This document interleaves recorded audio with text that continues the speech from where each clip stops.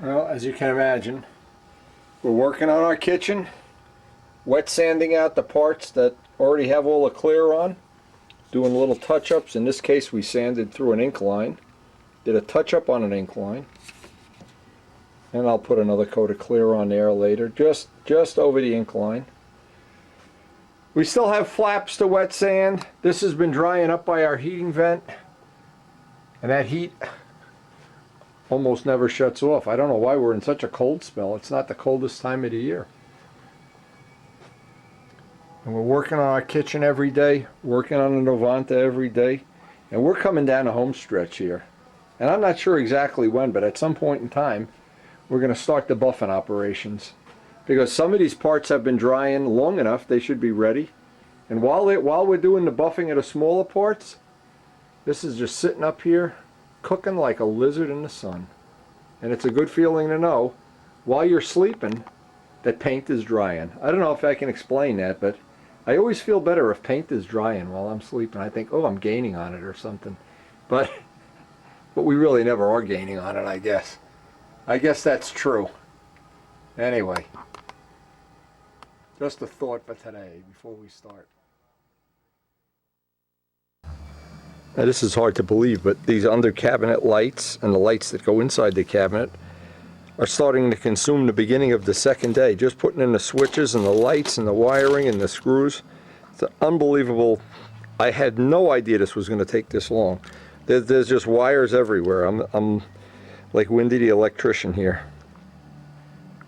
And you just can't imagine how many, when you go to put under cabinet lighting in, and you don't want to see the wires, there's 1,000 holes and they're all running behind things and around things, and it's fishing wires, wires to put the cable TV in. The cable TV is going to go in this corner. What a nightmare. This really, and you can see I'm playing live electricity here. Well, this is the part I love. Ooh, look at that. Ooh, I love playing with live electricity. That's the better part of the day. And then of course Karen, this cabinet already has the interior lights. She's got to arrange her dishes so that they show for the Concourse Kitchen Award here. Anyway, we're actually using our sink. We actually ran the dishwasher. We're starting to be functional here, but boy, as the sun shines on this palladium granite, every day I like it more and more. And we are closing in on it. I've got to make the shelves yet. I got the saw set up outside. Putting all new shelf spacing and everything here. You know what, I'm really looking forward to the day I can put a plane right here and somehow take a picture that'll have the plane and the cabinets in. Windy's new plane, it looks just like a kitchen. Now I can't wait till tonight. We can see this with all the lights on. Well, we don't have the doors back yet. What do you think, baby? Another day, another dollar, huh? Another sink. I'll end out the day here. I'm just going to paint the windowsills. And that's it. And tonight we get back. We're taking Stacy's birthday. We're going to basically see what this looks like at night. Ooh, I love this. I love it. Yeah, I know. It's dirty. Well, do you like the night? This is the night look. Karen's kitchen's night look. I love it.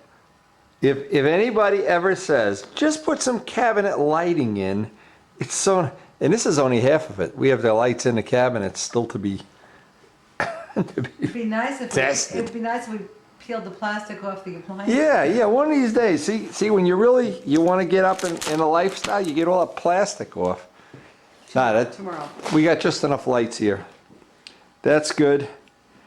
Edie, Richard is going to start on your granite work immediately after the Nats. He's going to win the Nats and then he's going to start on your granite work.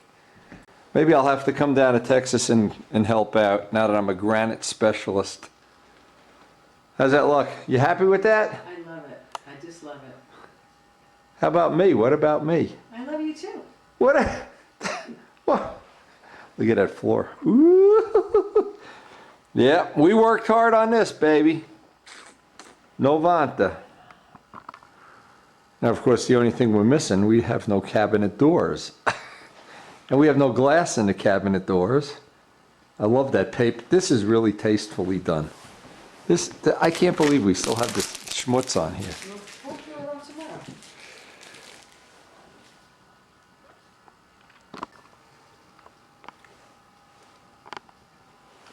Now, if you really loved me, you'd let me work on my plane tomorrow while you work up here, polishing the floor or something. You can do that. You might be wondering, how many dishes does Mrs. Ertnowski have? Get out of here. Get out of here. How many? If I had this many Rogettes, I'd be divorced. Look at this. Look at this. How many dishes? I need more Rogettes. Actually, she's going a whole day using her new deep well sink, no counter cabinets. Lucky her.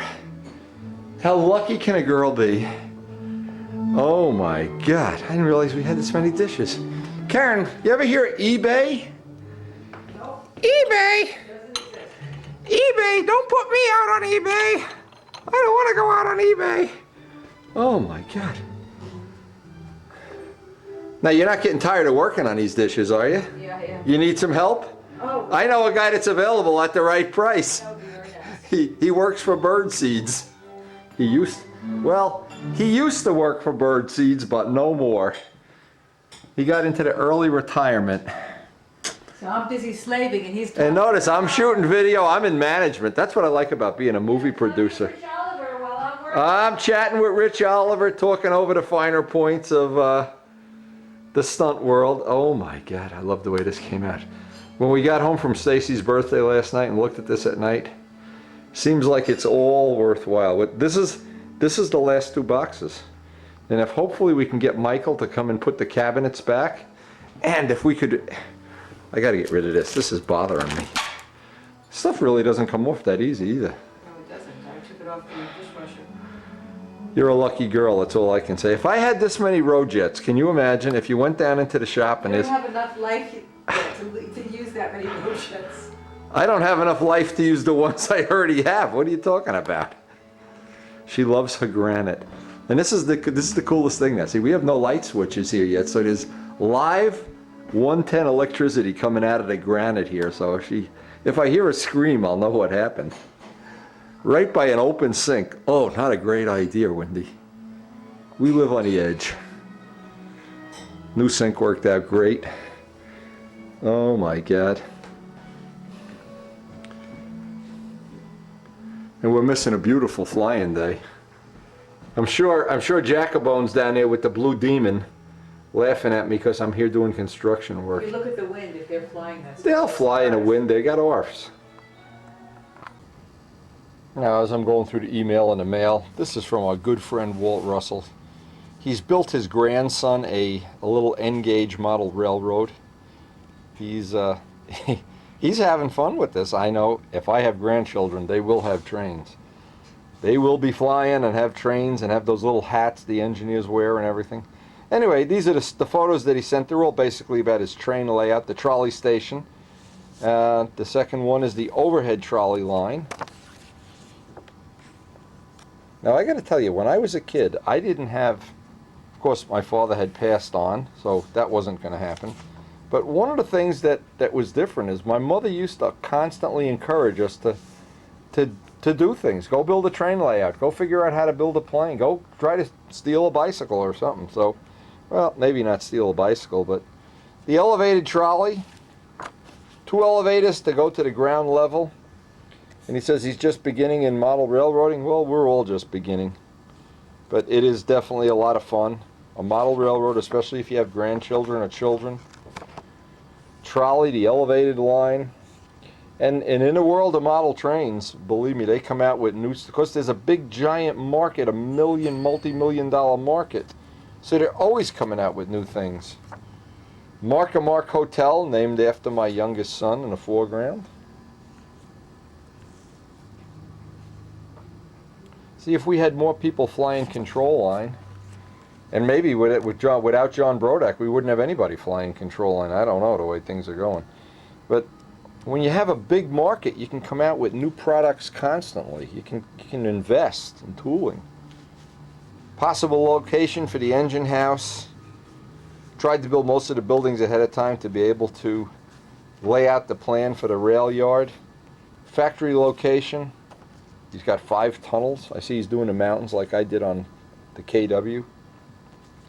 Elevated trolley line crossing over the main line.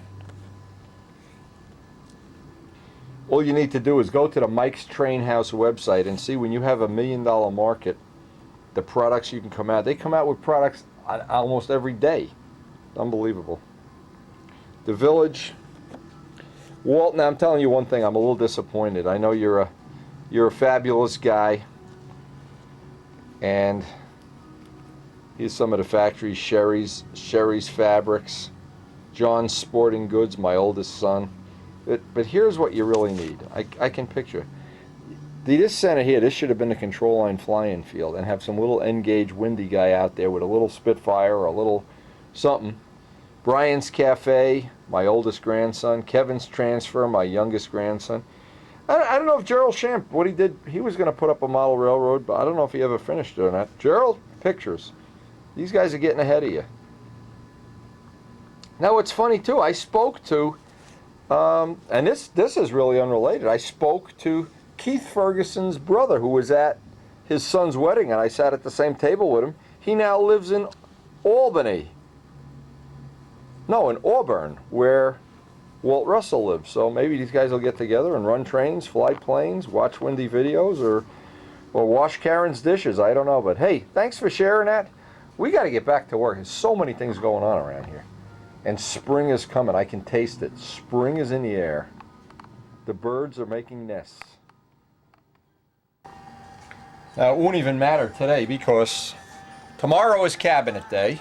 We're going to get the cabinet doors in. So I decided what I'd try to do today is just spend the whole day sanding as much as I can. And the flaps need to be sanded out. May or may not need another coat of clear. And if I go through in any spots, obviously I'll have to touch them up. And that's one of the beauties of doing a dope finish. The touch-ups are pretty idiot-proof, pretty painless. But what happens is when you go through in spots, and I've already gone through in a spot on the leading edge here, what happens is when you go through, you know you didn't do enough sanding early on, or along the way would be a better way, but it also tells you another thing, that there's probably some small chance you haven't overpainted the model. If you don't go through it all, and I took a lot of weight off of the tail, I sanded that tail until my fingers were numb.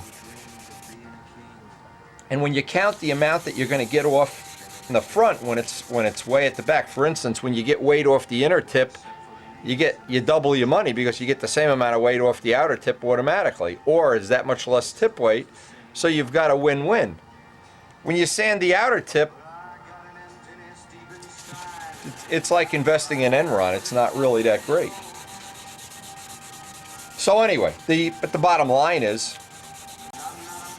my flaps at this point in time are pretty competitive with the flaps that were on the Testarossa. I'm within a few grams. So what I want to do is I'm hoping I can just touch these up, let them dry and buff them out, not have to add any clear. But you never know. You never know. I still haven't decided on putting that 2-part on the cowls because I want to get all these final weights really figured out before I make any big commitment. And the second thing is the weather has been so bad. And it's funny, I looked at the weather this morning. Houston was 30 degrees. I mean, they're never 30 degrees. So guess what? If they're 30, what is it out by us? I don't know. But anyway, when I know the cabinets are going to be in tomorrow, I know what that's going to mean is I'm going to have to spend an awful lot of time doing other little maintenance items up there as we're putting stuff away and closing in on having that job finished. And I hope you've enjoyed the great Wendy and Karen kitchen adventure. But you know what? There's a bottom line to it. And I'll tell you what the bottom line is. We had gotten estimates from 3 different people to do that kitchen. To we just walk away and when we come back it's done. That kind of a job where they have a GC running the job and everything. And the amount of money we've saved by doing it the way we're doing it, we figured out we could buy a new minivan. Problem is we don't need a minivan, but not yet anyway. But as I'm speaking, I see I'm going through an incline. But now I know I'm going to touch these parts up, one more coat of clear, and then just minimize the buffing. Just not, I know I'm real close on the weight, and I know I don't have too much clear on it. And obviously I'm going to have to do the same thing. Let me show this, in fact, because this is what happens. Let me just show this. See, I could touch that incline up, and here's where I've gone through. This was just a rough edge. That was just not a good edge. But I'll touch the ink up, I'll back mask it, touch this up with the red, and I know when I put one more coat of clear on that, I know that's going to be the minimum clear, minimum buffing, and I know I'm within the weight range there, hopefully.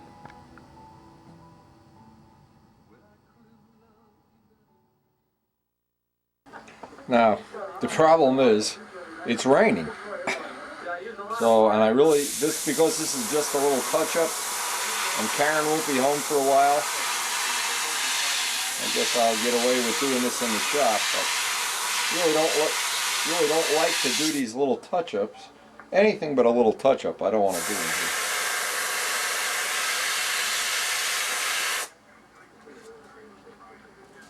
Amazing how these little tiny areas just make you crazy.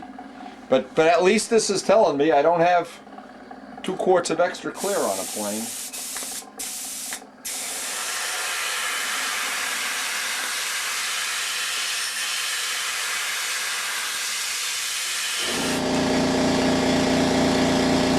Now once this dries, I gotta move the tape back, touch the ink line up, and then shoot clear along that whole edge. Now I've had people tell me that this is not the most efficient way to do this. I should just put clear on the whole plane, just put a whole nother coat on. Well, no, I just want to put it on where it's going to be a problem. And what this does, it's kind of a long road to doing it, but it kind of ensures that I'm not going to have a 2 or 3 extra ounces of clear and then have to put nose weight in and whatever. You know, I'm looking around. I know I had one over here I wanted to touch up too. There it is up in the front. Okay.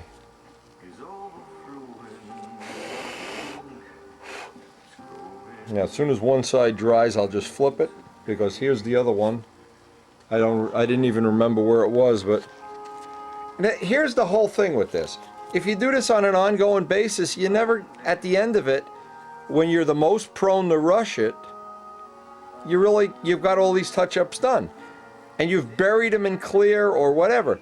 But if you're waiting until the last coat of clear to do touch-ups, what happens is you're always impatient. You want to, oh gee, the weather's nice and the birds are chirping and everybody's out flying, and you're prone not to do it. In fact, I know, because I still am prone not to do it, but I've knuckled down in the past couple of years to where doing this little touch-up and the weight saving it in parts, not having to put clear on the whole part again, it's to me it's well worth it. Now once this dries up, and it's just drying up now,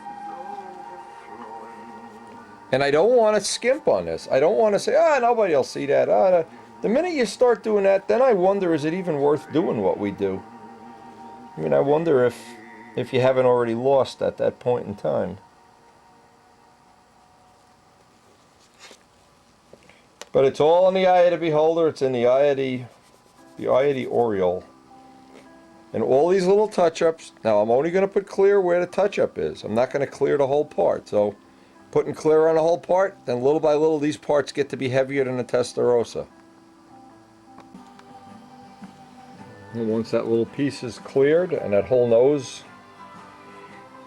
we'll put that aside to dry. We're ready to sand. Actually, we're ready to sand out the wing. I'll get some sanding out on that done today. Even if I just get the bottom done today, that'll be a nice big step ahead. See, and I can just get where those ink lines are touched up. Like right here, you can see where that's touched up. And if I'm real careful with the 1200 sandpaper and buffing it out, Now I know the spots that are vulnerable, so I kind of back off of them as much as possible. And I know I've got more than enough clear here. I can kind of cheat this system a little bit, hopefully get these parts to come out. And in this case, I'd like them to be a little bit lighter, but if it's even a tie, I know I'll have a mid 60-ounce plane. And I'm going to have a couple hours to sand this wing. I think I'll start on the bottom. Try to get some of this done today. Now what's happening here is I don't really have as much clear on the wing. I was trying to get away with having, well, just a little bit less clear, and doesn't look like that's going to happen. This wing's going to need another coat of clear, and I can see why, because I'm breaking through in a lot of little spots on the ink. But it's not a problem because of the amount that I allocated to the wing. I've still got plenty left. But here would be the problem. If I got to this point and the wing was already overweight and you're going through on the where you got touch-ups. Now, and on the wing, we're not going to have touch-ups like we do on the flaps. Yeah, I do this with my hand. What I try to do is find out the total amount of clear. And what I've been thinking, it should be on a take-apart plane. Half should be on the wing. A little bit extra on the top. But I can see by how many ink lines I've broken through that reality is set in. This is going to need another coat of clear eventually. But we're going to wait for, well, I don't know if we're going to get to do it today or if it's going to stop raining out there. I'm just sick and tired of this rain. But we've broken through almost every other letter has a spot. And what I'm going to do is sand the whole wing, then touch up the whole wing. Then touch up the spots that I've re-inked, let that dry, and then put one more coat on the whole wing. You can see how nice that's block sanded out. This is still shiny. I'm doing the bottom first because in case I don't get to finish this today, in case we have some other issues come up. And I really, unless it stops raining, I'm not going to be able to paint it anyway, but I can at least get the sanding and doing the little touch-ups. That I can even do in the house. But then I would wait to put the coat of clear on. But I could do, wherever I touch up the ink, I want to put just a little bit of clear.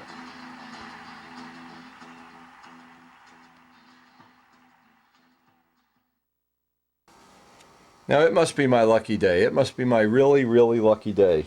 Rich Oliver is going to send me up some of his special clear that he's had good luck with for putting on the cowl. So I'll hold off on that until I get it. But I had a couple of spots that I was really unhappy with, and how lucky can you be? They're all on the bottom. That's unless Jim Lynch flips this over. We're just gonna have to body slam Jim Lynch or whatever. I don't want to find any fuel stains on the bottom of the plane. Anyway, there's a lot of little spots on the bottom again because there's less. The trick here is there's less paint on the bottom, and that's why I went through in so many spots. But touching them all up, then I'm very carefully, I got to look at what the weather's evolved into. I haven't been outside in 3 or 4 hours. We like to get just on the lettering. And as I'm going through letter by letter, finding out any spot that looks like it's marginal. This little ruler that I made up out of 60-foot plywood really worked great. And my goal is to have this at least, if it's not raining out there, I'd like to spray it outside, but see, if you do the touch-ups like this on an ongoing thing, I just think it's better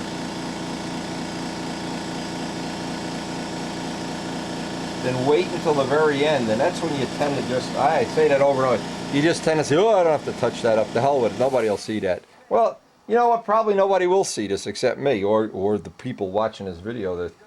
But you know what, that striving to have things better and better is a goal unto itself. To me, and I always, in my own mind, I say, Joe Adamusco going to come over to shop? Yeah, he'll see it. So, and it inspires me to say, I don't want to put a plane out there that's at Brodax or at Texas that's not as good as I possibly could make it. And again, little things like this ruler, a nice little upgrade for doing touch-ups. Now it's funny that, not funny, but it's good that the only spot where I've actually buffed through and need to touch up the red on the wing is in the outer tip, where a little extra paint isn't going to really matter. So I'll let this dry up first. That's the only spot so far. So far, Dirty Harry said, it's my lucky, lucky day. You know, what we're going to try to do here, this is the little touch-up spot.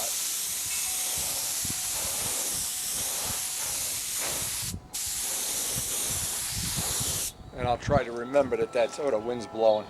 Even though it stopped raining, the wind is still, it's still a crappy day. I just want to do the letters.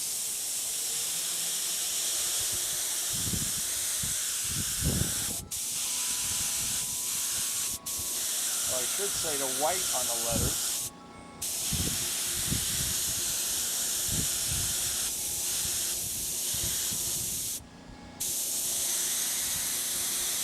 Kind of like doing the cap strips on a D-tube wing, around the edges of the decals. Now I have that little bit of clear that's left. I may be able to squeeze out, one more coat of clear out of that if I add some thinner to it. But that's all the clear that's going on here now.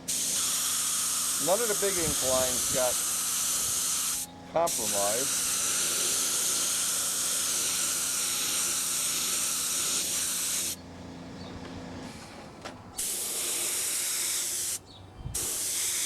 Oh, here comes the sun. Look at this. Oh my God, how lucky can he be?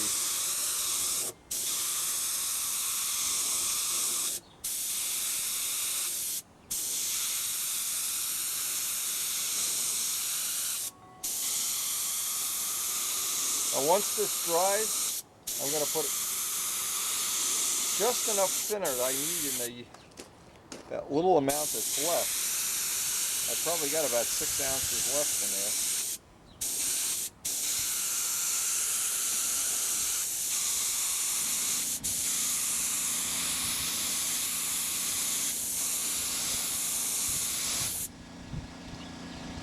I don't know if you can see that we've just gotten just on the areas that would be vulnerable. In fact, this tip, edge of that tip, for some reason I keep sanding through.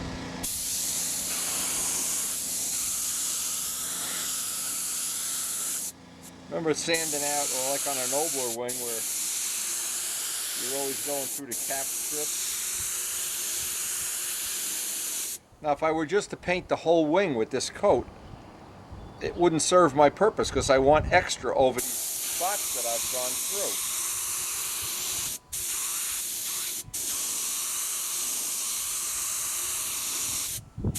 Yeah, and I'm really going to look forward to seeing how this stuff that Rich Oliver has discovered,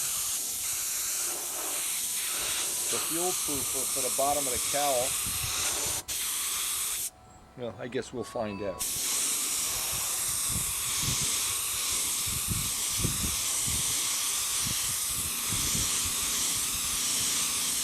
Actually, that's the repaired decal. That one looks pretty good.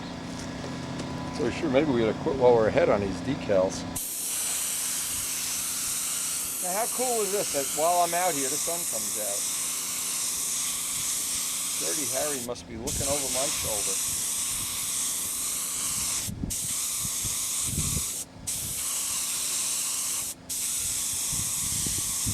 It'd probably be really best if I just let this sit for the rest of the afternoon, and at the end of the afternoon put that last little remaining clear on.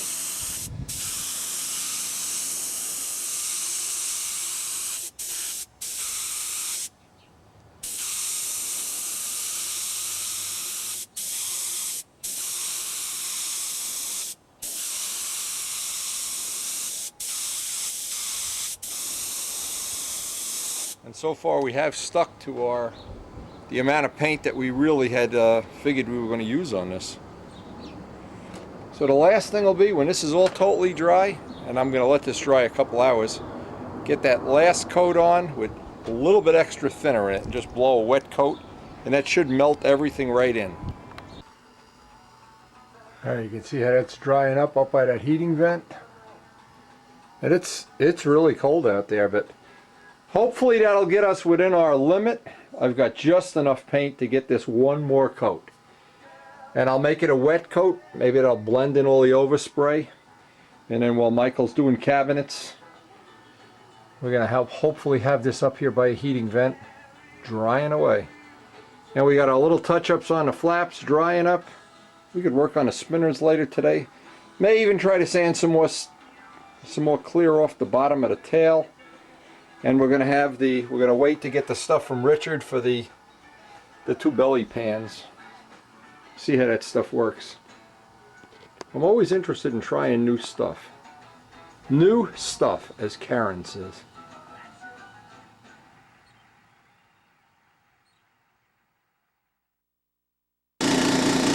Okay, we're ready to shoot the last coat of clear. And look at the sun out here. Turned out the wind is blowing, the sun is shining, and we're going to get our last amount of clear on. Oh, what a sunny day this is. And no matter what, this is the end of the clear. So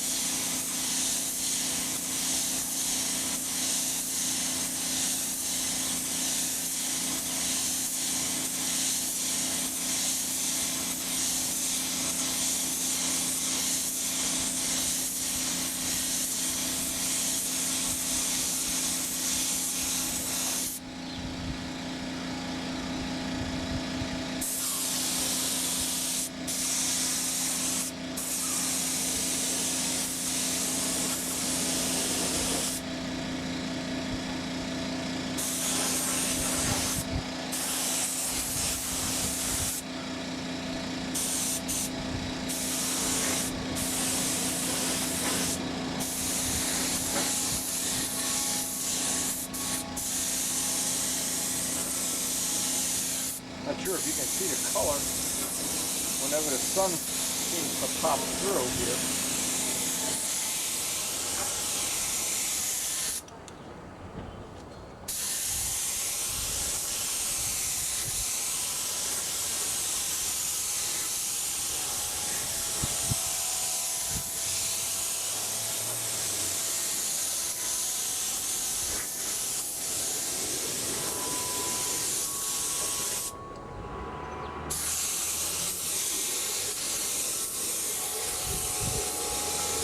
Wanted to get just a little bit extra on those letters on the bottom. The bottom had a lot less paint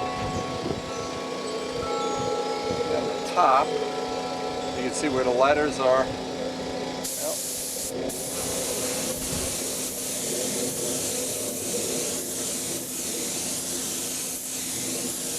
If I have any left over from this, I'll put a little bit extra on the flap on that leading edge that was vulnerable.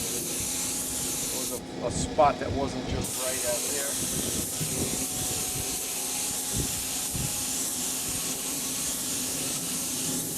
Karen called before, she can't wait to see the cabinets, and we got to get the glass doors made up. That's my part of the job.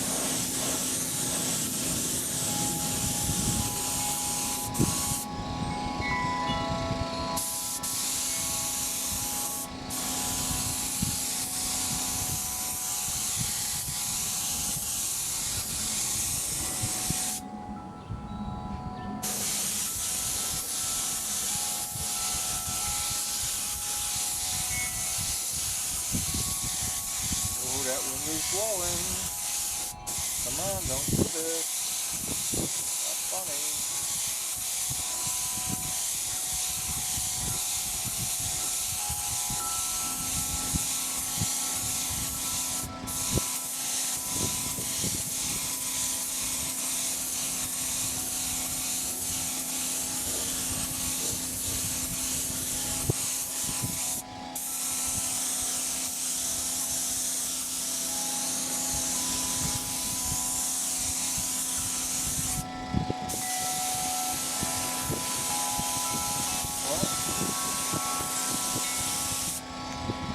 Like it or not, that's the end of the clear.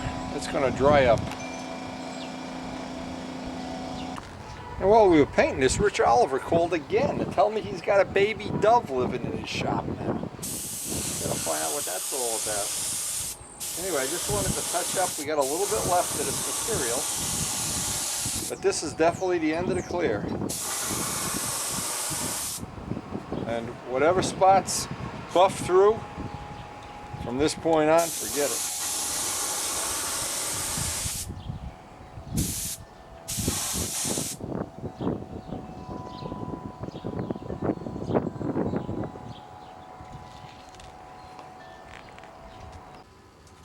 Well, this is the amount we had left over from our job.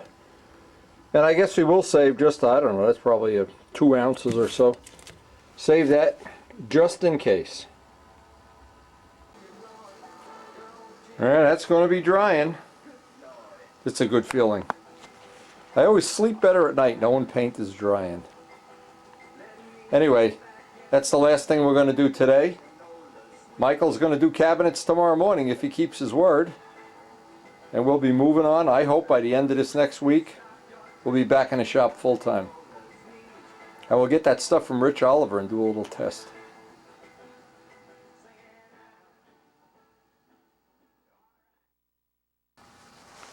Now in today's mail, I always love looking at people evolve a paint job here. Now this is from a good friend Rich Walbridge. He's obviously building a Cardinal, and he's got this. This is a cool little logo, by the way. And what he's talking about, he's trying to leave. First off, he made a couple of assumptions here that I don't think are really right. That the Cardinal had a long nose and it would come out nose heavy. Well, you know, sometimes they do, sometimes they don't. But let's see when the plane is done. Nose heavy usually relates to how much paint you put on a plane. If a plane's tail heavy, you put too much paint on it. But anyway, these are, I'm just going to go through these real quickly. This shows photo 1. CAD-CAM printout of the construction, close to what the real colors would be, and we've seen Rich's plane on, of course, on the videos before. The Cardinal Stunt logo, the AMA number, Rojet Products, special thanks. And boy, I love that special thanks box on an Ovanta instead of doing all that Letraset. Doing the Rich Oliver things as per Control Line World. Now he's doing paper dolls. Well, Rich, paper doll. Talk to my wife about paper dolls. A closer look at it. Now I like when people do this, that they send a caption with a photo number. Removing the foil masking tape to reveal the Brodak Cub Yellow trim. The foil mask method to Walt Prey, and that's who I found it out from. I don't know if Walt invented this or what, but he certainly passed it on. He's using 1/8 and 1/4 inch blue 3M auto body tape. The 1/8 inch to define the edges, and the 1/8 inch tape, and still keep the foil in place, adds additional protection from overspray, and that's pretty similar to what we do. Nice looking plane, by the way. Can't wait to see this all finished up. This photo shows the side view of the ship with all the yellow trim done. Both the top of the plane and the bottom. The ship is still light. They're all light until you put the motor in, until you go to fly it. Yeah, mine are always light until you die. The last day, on the way to the field, they gain a pound or something. I don't know. We'll figure it out. I know. I feel your pain. No Raby rudder. He's going to put it on his next Strega. Photo 6, paper dollies. Paper dollies. I love paper dollies if you only knew. That's the best part of building. After a few nights, now here we go. And I'm going to read Rich's note. After a few nights of taping and masking, here's the ship with Brodak Miss Ashley red trim. Keep in mind that all the trim work has been done with an airbrush. The only difference is that some of the trim is painted with a mixture of 10% acetone. I can notice a difference in the acetone seems to bring out the brilliance and depth of the color. I don't know what you're saying there, but I'm not going to refute it or agree with it, but that shouldn't happen. The color of the paint, the pigment, shouldn't change one way or another. I'll have to ask Bob Brookins about that. We're going to see Bob Brookins real soon. I'm sure Windy will prove me wrong with this, and I hope he does. Perhaps I didn't get the intended mixture correct, but the formula I discovered, 35% paint, 45% thinner, 10% retarder, 10% acetone, did an outstanding job. Well, you know what? With 55% pressure, holy mackerel! Wow! Holy mackerel, Andy. Also, using an airbrush, I didn't need to seal the tape edges with clear. At one point, my busy schedule, I had to leave the tape on for 3 days. Well, that's not good, we know that. I didn't have any issues with residue or pulling up paint. Well, that's all that matters. See now, here's the point, Rich. If you come up with a system that works for you, by the way, he's got my exact toolbox there. Very cool.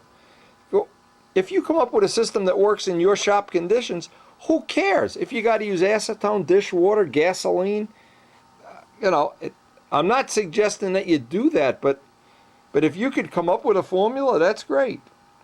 Once again, playing paper dolls with the canopy template and decal templates. The remaining painted trim that needed to be addressed is red on the fuselage sides and back to highlight the red and yellow trim for a three-dimensional look. The canopy will be Brodak sky blue with red and yellow trim plus a black fade, looks similar to the Testarossa. We'll look forward to seeing it. It looks like a Testarossa canopy on there.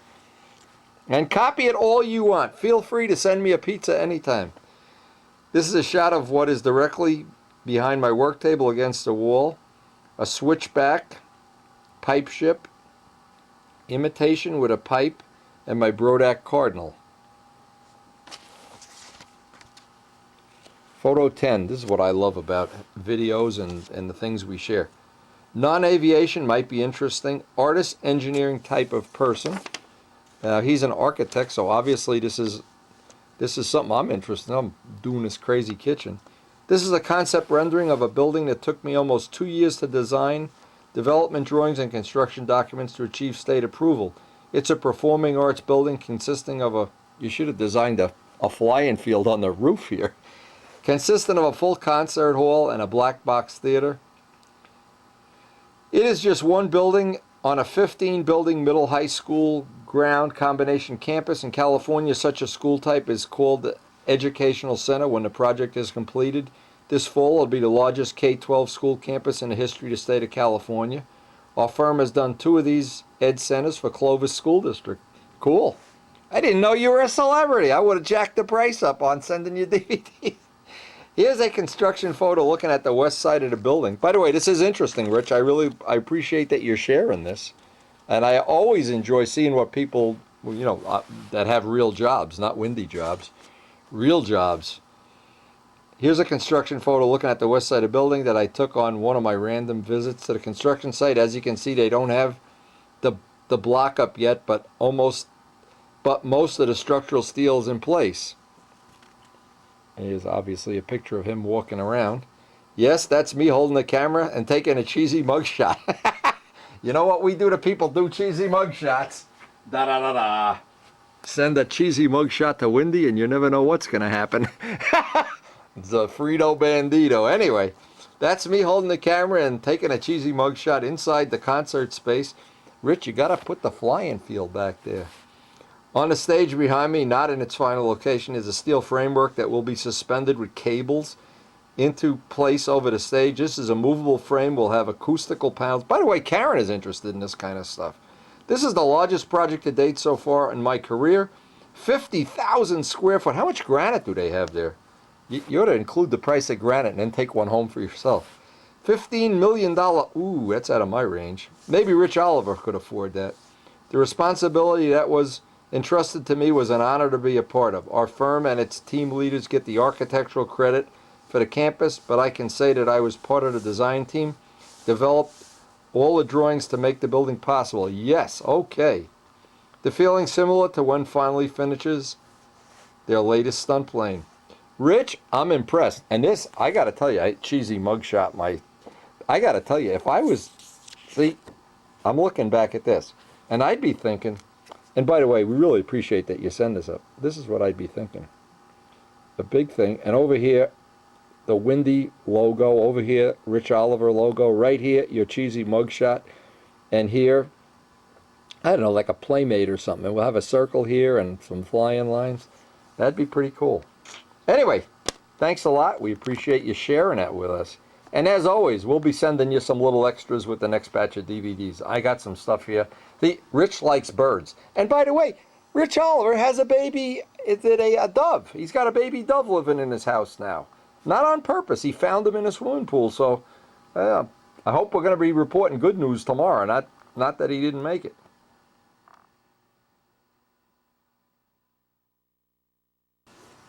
You know, we also got some stuff from Bernie Trent today. We always like carborundum. We know what that is. Look at this. Talk about a cheesy mugshot. Holy mackerel. Anyway, you never know where you're going to find products and things you can really use over and over again. Now, Bernie sent me up some sandpaper, and it worked great. Now, I got to find out, and we'll look through this. I got to find out. Bernie gets this stuff. Well, he said he was going to send me some up for free, but to Bernie, free is probably 10% over deal of cost. I don't know. But anyway, they do have some other stuff that, and I like anything automotive, almost anything, you can apply to what we do. Now, look at this as I speak. Exotic cars. And how did he know? See, here's what he didn't know. I do need a calendar because I'm running out of places to put. I got this little baby calendar. Ooh, this is nice. Oh yeah. Oh yeah, we won't like Bernie. We don't like this too much. Zambel, ooh, that's nice. We saw one of these was in town with all the fancy scoops and everything. When they had the little car show on Main Street, Les's car, the vet. Mercedes. That's pretty neat. A lot of cool stuff. All right, Bernie, now you've got taste. Now we finally have respect for you. Look at this. Look at the wheels. See, I would like to have wheels like this for the Novanta and figure out how to get, like, I was even thinking that model that John Cafaro, if I could somehow pirate those wheels off, or put the little hubs with that little Ferrari emblem on them. The little thing. If we would have gotten in time, maybe we could have gotten that on there. Anyway, Bernie, you're the man today. I really like this stuff. Anyway, Bernie sent more stuff up here. There's just, see, I enjoy getting these I call them goodie packages. I'll have to see what this is. Sometime there, look at this, I can't even open this up. Oh yeah, the Ukraine, Joe Adamusko sent some stuff on the internet. Ukrainian Easter eggs, of which Karen, by the way, has a pretty large collection. I'll bet she's got 40 or 50 of them up there. That's cool. And we got some air show stuff. Oh man, there you go. See, life is full of interesting and exotic things. There's just no. And in my case, look at this. This for John Cafaro. That's the model he's doing.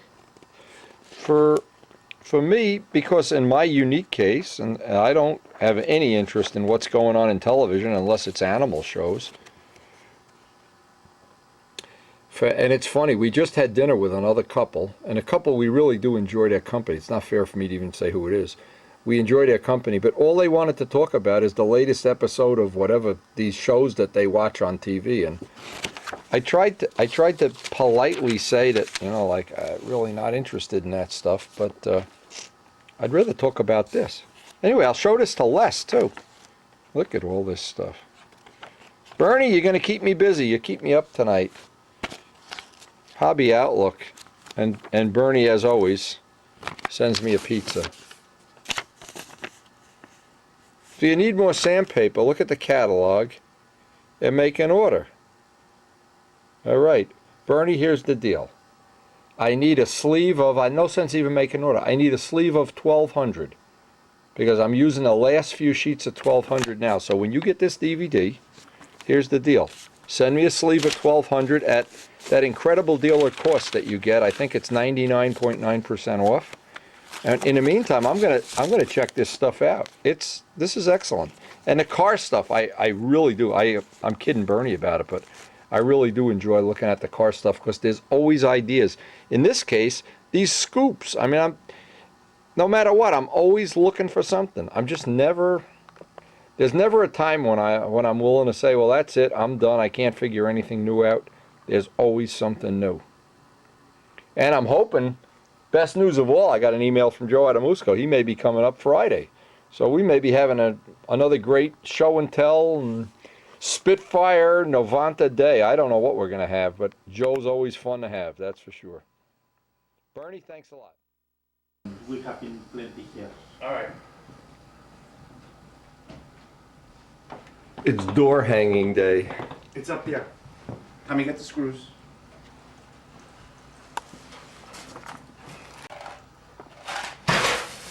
And the other part of the magnet, Tom. 80. This is all pretty routine stuff, right? This was involved. For this kind of a kitchen, this is a lot of fooling around.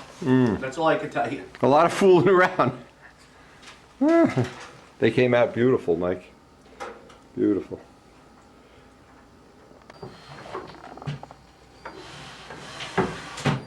Of course, I can't see the holes on the bottom. Me neither. Which way? You know what Michael did is he took, these used to have cabinet doors, and Tommy, they're going to where's the get other glass in part of it the magnets? now. Are they in here? They've got little frames. We're going to pull out the wood later, and our friend Dominic's going to make glass. So we'll have glass doors on all the cabinets. Let me get the other door that goes there. Bye, Karen. We've had a great relationship. Wow. Listen. They're all up? Whitney, here's the touch-up. Okay, good, Now, good. Listen, I don't know how you're going to use it or what you're going to do, but it's thick. Okay, It's so not- all I got to do is back up under I here. did it. Oh, you did it up there. Okay, that's it. Nope, then there's nothing. And these the little pieces in there, I'll take I care did of the that. top edges. All right, Oh, so just man. be careful with this stain, okay? This is good stain. Paint thinner cuts it. Okay, ordinary paint Thick. thinner? Yes, it's thick. Okay, I'm so- not gonna eat. What do you think I am, a butcher? Yeah, you think you No, it Oh. looks beautiful. Winnie, here's the extra knob. Okay, Here, and here's your extra pieces. We got one extra handle. okay, I'll just store that for now. I took the hinge off of here to put. Right, okay, we're not gonna use that anymore, but I'll get all the hardware off it anyway. Yeah. Yeah, that's great. All right, pal? My friend. Now, we're kidding around with Michael, and we've developed a nice relationship with him and his workers, but the main thing here is that Karen's happy, and you know, if I could have done anything to make her happier here, well, I still have to put the glass in the doors, and I'm going to do that myself because he made little notches here. Yeah, he did a beautiful job. I think that's really an old world job. She's got the knobs and stuff going on. Later today or tomorrow, I'll get the glass in the doors, and it's just one more step to Karen having her dream kitchen. Actually, I got to tell you a funny story, what we were going to do. In fact, we are going to do it. We were going to take a Victorian Homes magazine and try to get John Pothier to make like a fake cover with our kitchen on the cover. And a little, you know how the magazines say, what's in the issue? Say, Karen's Dream Kitchen. I don't know if John's going to be going along with this. Well, I guess the next thing is clean up the floor. Get the, oh, I can't wait to get this paper off. And the last thing, we forgot to drill a knob for the soap dispenser. So, bad news for us, because he's going to make a mess when he drills that, I guess, tomorrow. Anyway, Karen's happy, I'm happy. That's another milestone down the road to having this kitchen done.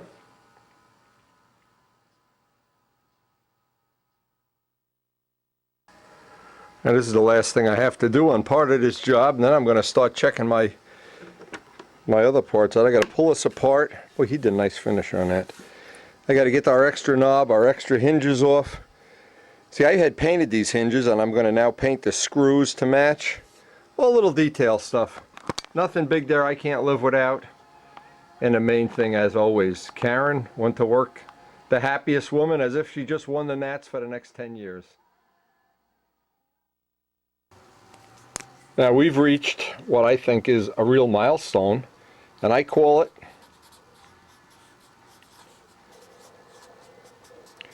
And time to buff does not mean we're joining a nudist camp. Time to buff. Now, I always count this as, and again, I know not everybody shares this feeling with me, but I always count this as possibly the best time of the whole build it a model, whatever, is the time I buff the parts. This is the time I'm willing to put a lot more time and effort in than most people. Most people right now are saying, and I know it's Rich Jacobone and Brian, let's get to the field. Hey, we almost had a flying day the other day. But right now, what I have is some of the parts that we did that are 2 weeks old, just making up numbers. We have some parts that are roughly 1 week old. And we have some parts that we painted yesterday. Now this is important to know because some people paint the whole plane at once. Well, then this rule changes. The rule changes dramatically. If you have parts that are 2 weeks old and they're all Brodac dope and you haven't put acetone in or you haven't put any kind of fake thinner in there, you're going to be in great shape when it comes time to buff. You're going to be one probably very happy person. At the end of a week, you're going to be happy. Maybe a little less happy, like Karen if she had one scratch in the cabinet. But I've learned, and it's a hard lesson because in years gone by, what would happen is I'd get to this point, the weather now is starting to change. People are planting flowers. It didn't even snow for 3 or 4 days in a row here. And so what happens is, if I'm trying to rush this, sometimes I spend an awful lot of time and energy just to save letting it dry a week or 2 weeks. Now, it doesn't mean you can't do it. But what happens with dope is a very unique, I think, unique thing in chemistry. George Anderson explained it to me in a way that really makes sense, but you have to understand, this is a technical thing, and I'm just passing on what George Anderson at Randolph had explained to me when we did the Brodac dope development, why this is so. Now, he explained it to me this way. Again, he's a professional chemist at Randolph, so I'm passing on what he had told me. Gloss, the gloss that comes basically from lacquer. The gloss is a direct relationship to hardness. Now, the analogy he used is a diamond. A diamond on a hardness scale, the reason you can polish a diamond up, it's very hard. Now, what happens when something is hard, it's difficult to polish, but it stays polished. As opposed to something that's easy to polish, well, I don't know what would be a terrible analogy, but if you took something soft, plastic maybe, I'm just going to make, it'll buff easily, but it doesn't stay buffed.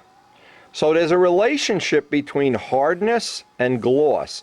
The reason some floor finishes, and we just know about this, they have a wet look. They look like you're afraid to step on them. They look wet. It's a wet look. Well, lacquer doesn't. Polyurethanes and the stuff that Rich Oliver is going to send us, they have a wet look. Some people like it, some people don't. Monocoat. That has a unique look. But there's one look that I think everybody in the world can relate to. Buffed out, dope finish. Now, the reason is, this may sound, this is a unique look.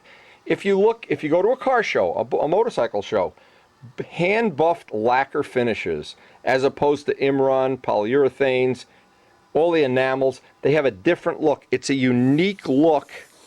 It has a deep glow rather than a wet look. Now what happens to dope that's unique? It's sprayed on, or brushed as the case may be. It has a 20-minute to 30-minute time to dry. Now, when they explain time to dry, a time to dry is defined by the dope manufacturer. It has a definition. It's defined as 70-degree shop, 70% humidity. And they calculate out that when dope is mixed to the correct ratios, using the correct thinner, 20 to 30 minutes means you can touch it. But it's not dry. Now, and in our case, sometimes we even go ahead a half hour later and sand it.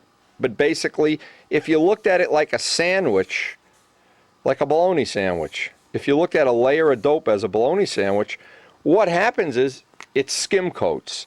The surface hardens, and if it's too warm in your shop condition, and you haven't used the right thinner, or if you've substituted the thinner with some other thinner, what's happened is you've got this coat that's dried quickly.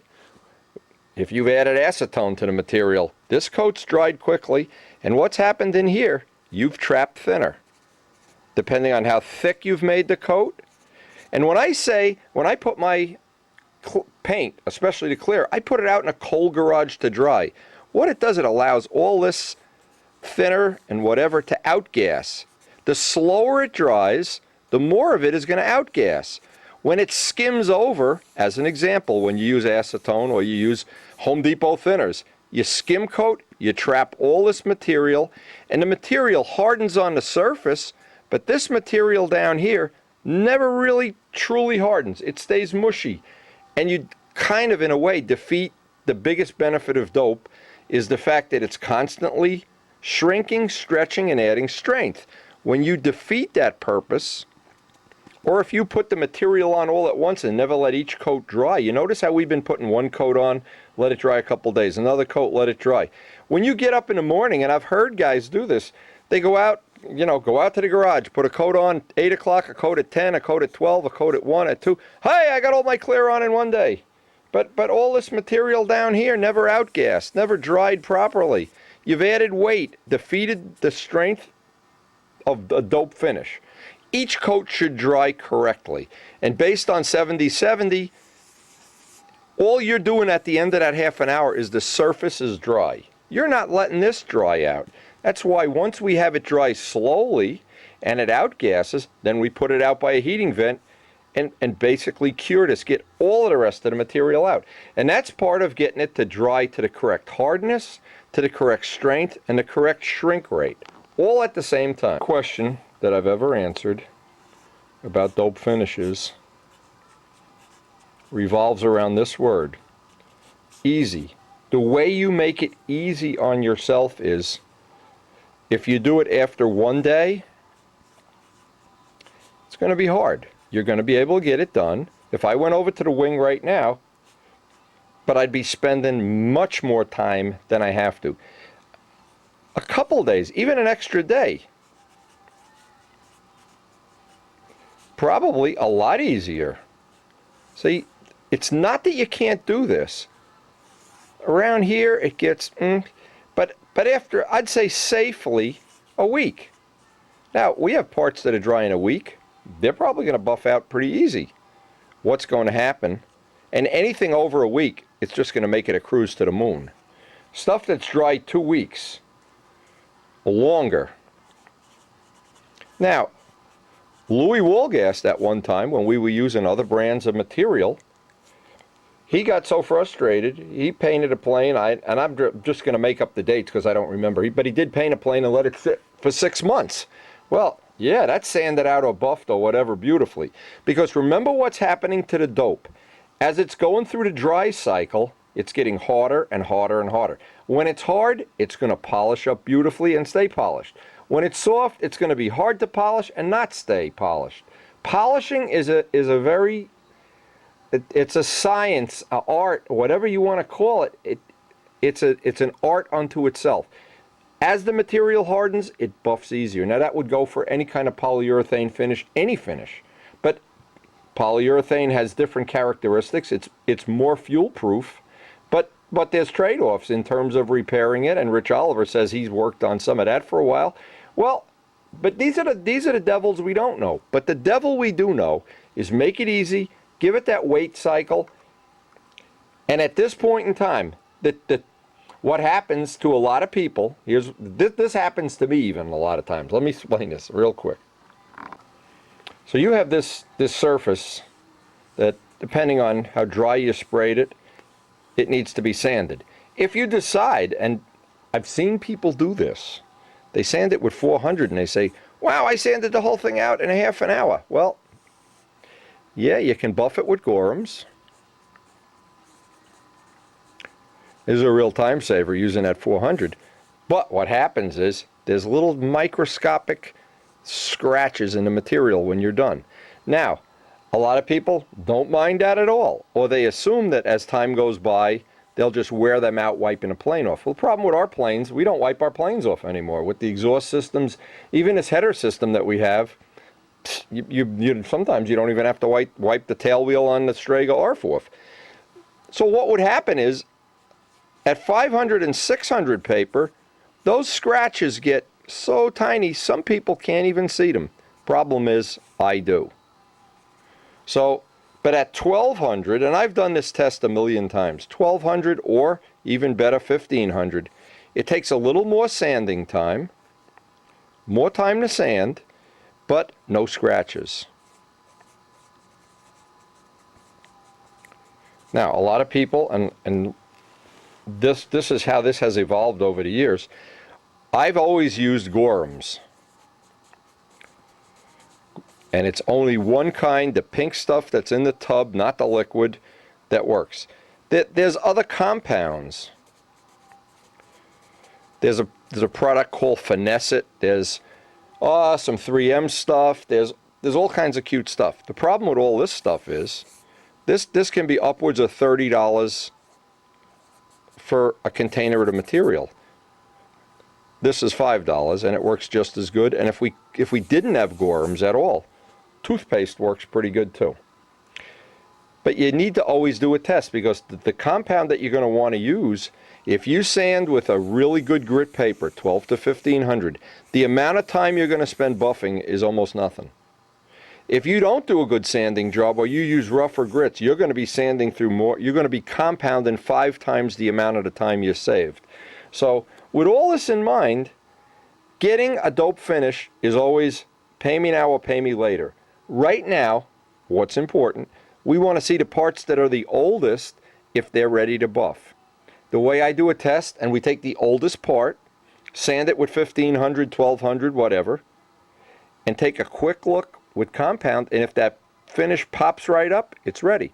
When you got to keep grinding and grinding it, it means it's not dry enough, or that you've trapped thinner in there and made yourself a puddle of mushy pies. So the suggestions, as always, are take your time, let each coat dry, don't add any products other than Brodac thinner. The only other product that I'd even want to have in the shop is Brodac retarder in tiny amounts, unless you have some very unique shop condition. And that almost guarantees that you're dealing with the devil you know. You're not going to wind up with a big surprise at the end of it that it's way too heavy or way too soft, or you can't buff it. Or at this point in time, if those parts don't buff up easily and quickly and beautifully, then I feel like I've spent a year of my life for nothing. And I'd be very disappointed.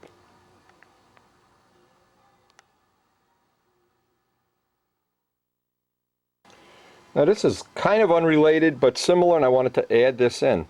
I have on my Testarossa a great database. And I know, for instance, the wing, the pans, tail, cowl, what else, other parts, basically that's not the issue here. I know what each one of these weighed. I have this in grams and tensegrams to equal what came out to be a 62-ounce plane. And that's the weight. I'm looking for mid-60s. I'd even go as high as 65 before I'd want to start maybe making some change. We're using the same wing and tail, but not the same motor. So what happens in this, we have the same, and I know what these parts should weigh. I know the wing last year, with the saddle and everything, I know was a little over 19 ounces, just to make rough numbers up. I know right now my tail is about a ½ ounce heavier than I want it to be. Want to get some weight off of the tail. So I'll sand that a lot more. In fact, I've already done some sanding and gotten some weight off. I know my pans, the pan and cal, I'm an ounce ahead of the game. But I know I'm going to have to add into this an engine that's 3 ounces heavier. And I know my fuse is an ounce lighter. So I'm still about 1 ounce of paint extra. Now the problem is, if I sand off too much of this paint and go through and have to do patching, it gets to where I'm wondering if we're making any progress or anything. But I know, as an example, I know that the extra weight that I'm looking to get rid of is at the tail. So it would be to my benefit to know that, and I know my cowls and belly pans are lighter. That's a good thing because the vertical CG, I don't want to add any weight down low. I've got a big heavy engine. So this is what I'm doing, is I'm playing musical chairs back and forth, and as I work on these parts, I'm going to have my little database sheet right with me. And if I'm buffing them out and I see I'm still, as in the case of the tail, I'll buff a lot more. I may buff till on the bottom of the parts till I see them going through. Try not to do it on the top, of course. Same thing on the wing. If I see that wing is an ounce and a half too heavy, well, we'll take a lot of the material off the bottom if we can. Because we want to wind up, I mean, the target here is anything from 60 to 65. I think that's the plateau where the Midgley wing, I think it's very comfortable in that range. And putting a little nose weight, tail weight, trim weight, getting it in that range is great. I think if you get from 65 to 70, and that's certainly not a deal breaker, but then there's trade-offs. The trade-offs are you limit yourself to how many different setups, props, mufflers are available. At the lighter, you have more trim choices. So, and what we're striving for is to make this plane as user-friendly as possible. Not have to work the motor hard. Not have to do giant trim changes every time the wind blows or doesn't blow or something changes. And if we can achieve 60 to 65 ounces on the total package and it's balanced and in rough trim when we bench trim it, I'll feel like I've really made a big accomplishment. And part of that is going to be, I'll have the gram scale right near the table as I buff these parts out. And I want to keep within the range. Now I also know that in the worst of all worlds, over the winter next year, I can't do it now because of all the work going on in the house. In the winter next year, I can just make another stab and elevator, and really, maybe I can, when Rich Oliver isn't looking, I'll steal some of his nice 4-pound wood. But right now, I think realistically, it's the devil we have to go, it's the army we have to go to war with right now. So let's see how this stuff is going to buff out.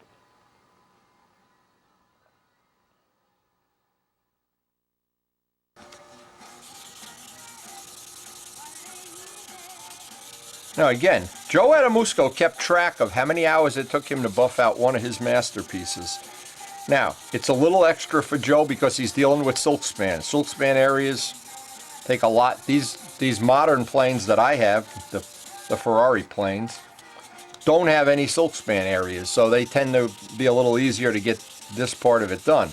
But again, you want to, at this point in time, it's pay me now and pay me later, because that finish, that deep glow that comes from a lacquer dope finish, some people don't see it. They look at monocoat, you put a monocoat plane down next to it, and they can't tell the difference, or they don't care. And there's nothing wrong with that. There's nothing wrong if you want to fly Jap tissue with one coat of clear. In fact, it may even be more competitive, but I like the beauty of these finishes. And without the finish, to me, a whole lot gets lost in this event. This event turns into a different animal, and I like it much better. Now, this is the oldest part we have, this and the spinners, but I think you can see it's perfectly flat. It's just, and I'm not sure if I can get that to come across with the backlight. No. You can see it's got what looks like it is microscopic scratches, I call it. Now, if you take a paper towel, and of course the material we always like to use, again, because it's the devil we know. We're the old guys we know. And by the way, a little side note to this cabinet job. The guy that's cutting the glass for us, the hardware store, Dominic, he's an old school guy. And I like to do business with him because he's he's always got the answer when I have a question, a hardware question. Now, if you've ever gone to Lowe's or Home Depot, you know sometimes it's hard to communicate with them what you're trying to do. Well, Dominic's not. Dominic is like the old school guy that he knows I want that glass to fit. So when I brought over the dimensions, he says, you know what? I'll call you when it's ready. I got to cut each piece. I got to dress off the edges. I mean, he knew what I wanted. It was a very unique thing. So we're waiting for him to call, and then we'll go do the glass. But in the meantime, I can get some of these parts buffed. Now, I did that without shutting the camera on or off. There's a glow to this that you don't have from Monocoat, you don't have from enamels or lacquer. It's a lacquer glow. And the way I could define it, it looks like the light is reflecting off the surface, like there's a piece of glass over it. Now, it takes a little bit of effort to do this. Now, if we had used 600 sandpaper, right now we'd have scratches. Right now we don't have scratches, so that's... And this is the kind of thing, I snap on one of those old windy videos that I've been editing down and looking at for some funny scenes, and I just relax and enjoy every minute of this. This is like what Jimmy Borelli often used to tell me. He said, I love mowing my grass. I get out there, I mow the grass, and then I sit back and just have a cup of coffee and look at the grass grow. And now, in my case, I'm not big on the grass. I like to have nice grass, but I don't want to spend my life mowing grass. But I don't mind working with paint. I love working with paint for some reason. And you gotta love what you're doing. And you got, like Joe Adamusco said, you gotta love that you're making artwork. That you're not just slapping pieces of balsa wood together and, you know, running out to the field and flying into a tree or something. These things really, they take a life of their own. I look back at the B-25, for instance, and I think, wow. Every time I go up in that room and just sit there with a cup of coffee and look at it, I think it's like, it's amazing to me. Now we're half buffed. And I wanted to do at least one piece on camera, because when people have trouble buffing, it's almost always that they put the dope on incorrectly, or they've substituted some thinners or something. You're never sure, because people lie to you. That's the other thing. I mean, we have a good friend, and we won't mention his name, but we know who he is. And he badmouthed Brodak dope. That Brodak, gee, that horrible stuff. Yeah. And we found out from his friends that he did the whole thing with Home Depot thinner, and then realized, uh-oh. And then he didn't want to take it back, you know.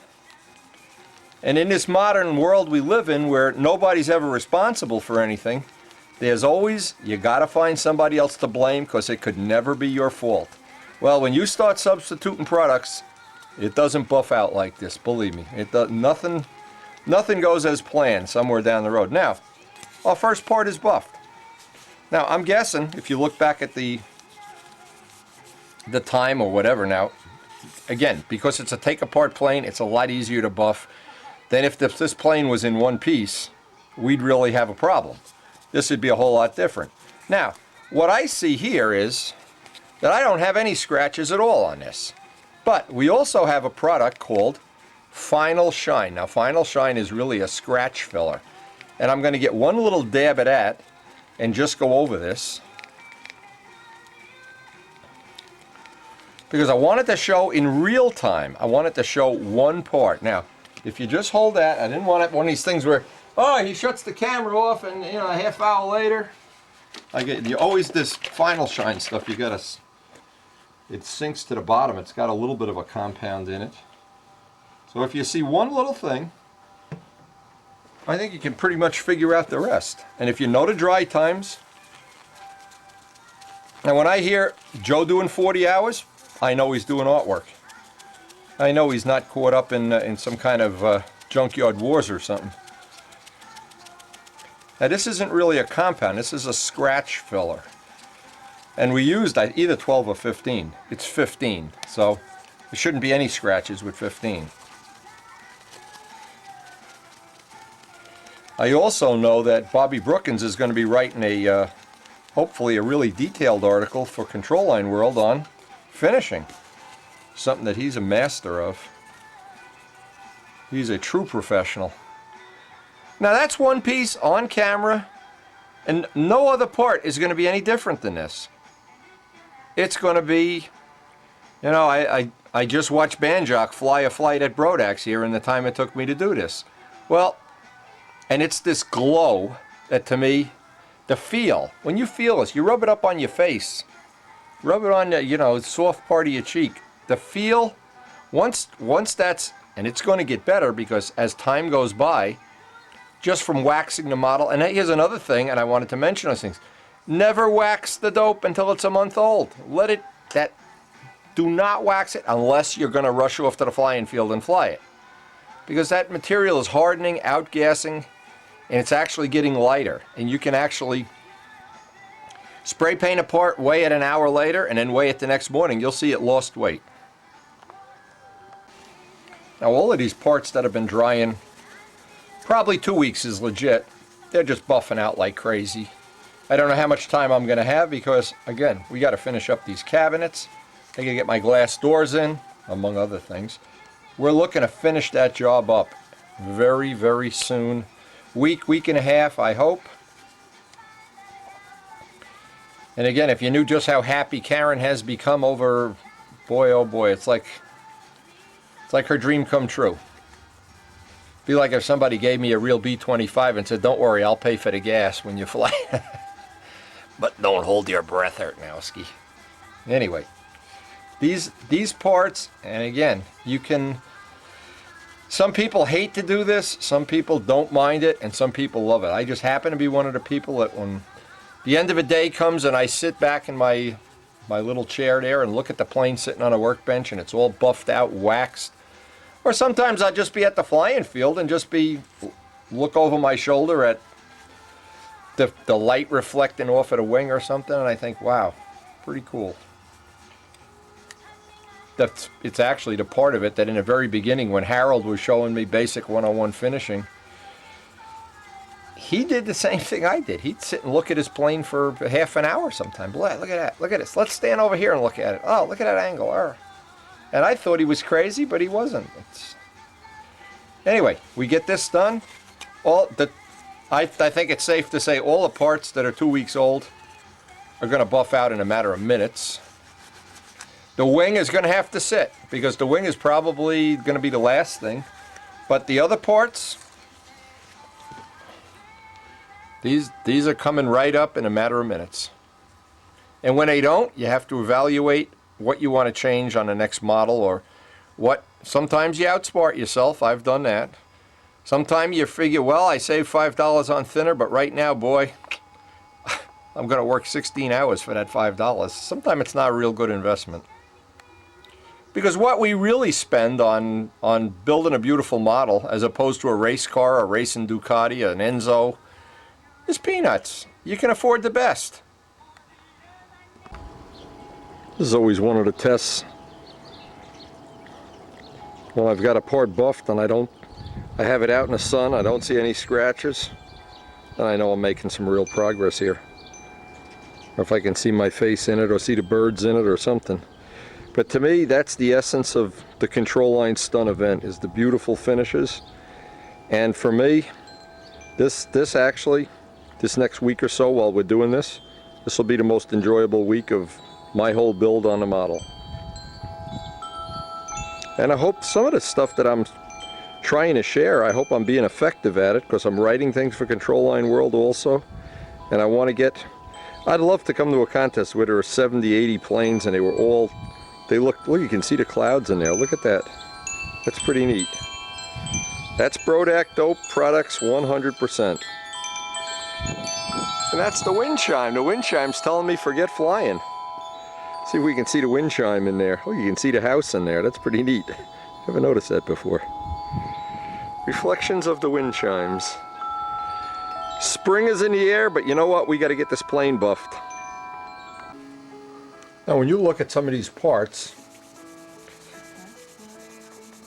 and again, these are the ones that, now I have to be careful here. This is one I've sanded off as much clear as I thought was practical. In fact, on the other elevator, I've gone through and hit an ink line. So I want to, at this point in time, I don't want to go crazy and buff through this, or I'm going to make myself a repair. I know I've got most of it clear off. And I know, for instance, let's pretend where this is the bottom piece. So on the bottom, I'm trying to come up with the minimum amount of paint.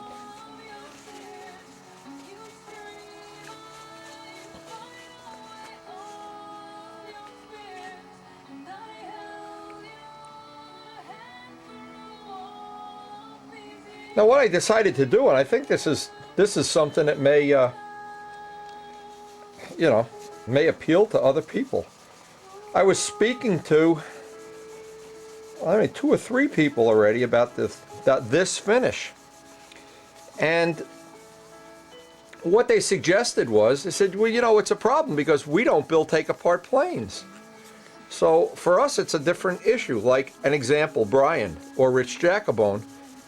And Rich made a good point that, yeah, to buff his plane is going to be totally different. So I said, what maybe I'll do is, instead of putting some Nats memories or something on the end of this tape, I'll go back to one of the old planes, maybe the Spitfire or the Seafire or whatever, and pull out some of the buffing tips from, now remember, that was when we did Sig Dope #1. That was a big change in material. But the information is still good, and you look back, I mean, that was over 10 years ago. And what happens is that, like gravity, it's still good, useful material. It doesn't really go out of style.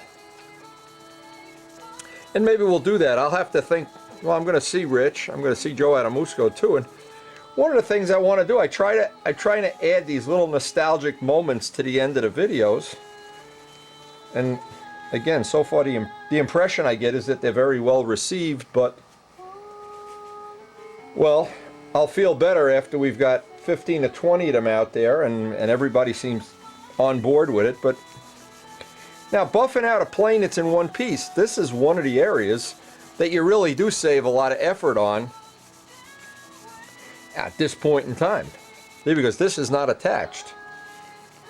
When you got a plane that's attached and you're trying to get down in the hinge lines, and oh man, can that be murder.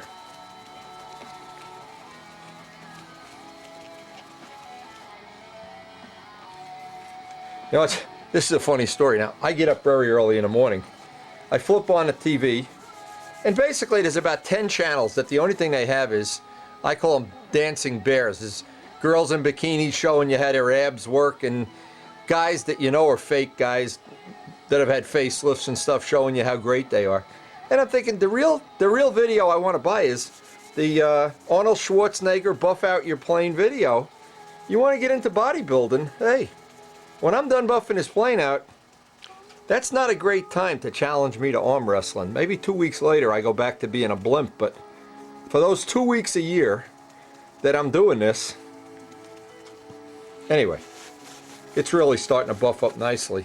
And I've been taking the parts outside and looking at them, and they just look awesome out in the sun. This color, Bob Brookins, you are the man. And I'll have to look through some of the videos of planes that, you know, last plane we built that doesn't come apart is the Spitfire. Now, as you can imagine, at some point in time, your arm starts getting... Anyway, I'm thinking it's... Well, there's paper towels everywhere. And by the way, switching paper towels on a regular basis is always a good idea. Now, when I did the bottom, I took a lot of the paint off the bottom, a lot more off the bottom than the top. So I'm going to try to just minimize the amount of buffing on the bottom because I don't want to go through. Now, I went through one little spot on the elevator on one of the little inclines, which I'll have to touch up. But not much more than that. I don't want to get into... you know what I'm talking about. I don't want to add any more paint because I know I've got a heavy tail. So once I get the finish that I'm looking for, that's it. That's it. Then after we fly the plane and decide it's going to benefit from having weight off the tail, I can always detach the tail, take it off the plane, and just take some more paint off or whatever. With a take-apart plane, I also have the option, unlike with like the last of the Spitfires that was one piece. If you want to replace that tail, good luck. You better have a chainsaw. Anyway, I've been thinking about what I'm going to put on the end of this tape. And there's some good buffing information. And keep in mind, that buffing information is, it's so funny to think, when I look back, to me, it's only a couple of years. It's 11 years. Actually, it's 12 years. It was 95. Because we flew that plane in 96 means we built it in 95. But that's the whole trick. Once you get to that point, and so much easier if you look at some of this footage from the Spitfire, you notice what a job it is getting around, and how nice when you have parts you can just put in your hand like this. It just changes everything. Now, we just got the call we were waiting for. Our glass is ready, and of course that's my part of the job, is to install and trim out the glass on the cabinet doors. I'm really lucky in one way. The person, Dominic, who's going to cut the glass, who has cut the glass, is a real old world craftsman, and he showed me a lot of little tricks on installing cabinet glass. So we're going to see how this works out. We got some buffing done today, but I just have a feeling Karen will be home momentarily, and she's going to want to work on her drawers and I want to get this glass in, because tonight I got the switch even. I got to put the switch in so that I can light this all up. This is funny. I told the guys, we put a plant here so that you don't touch the lighting. See how nice this lighting works? Look at that. That's the modern up-to-code windy switch of the day. Now we're going to go out and get our glass. This guy Dominic is one special guy, believe me. Now you may get a kick out of this. See this old building here? True Value Hardware. This is Dominic's business. This is the most unbelievable place. Many times we've been at a loss for finding old parts, old things. Dominic always has them. He cuts glass, he has fertilizer, he has his own backhoe, has his own greenhouse. This is like a really unique place.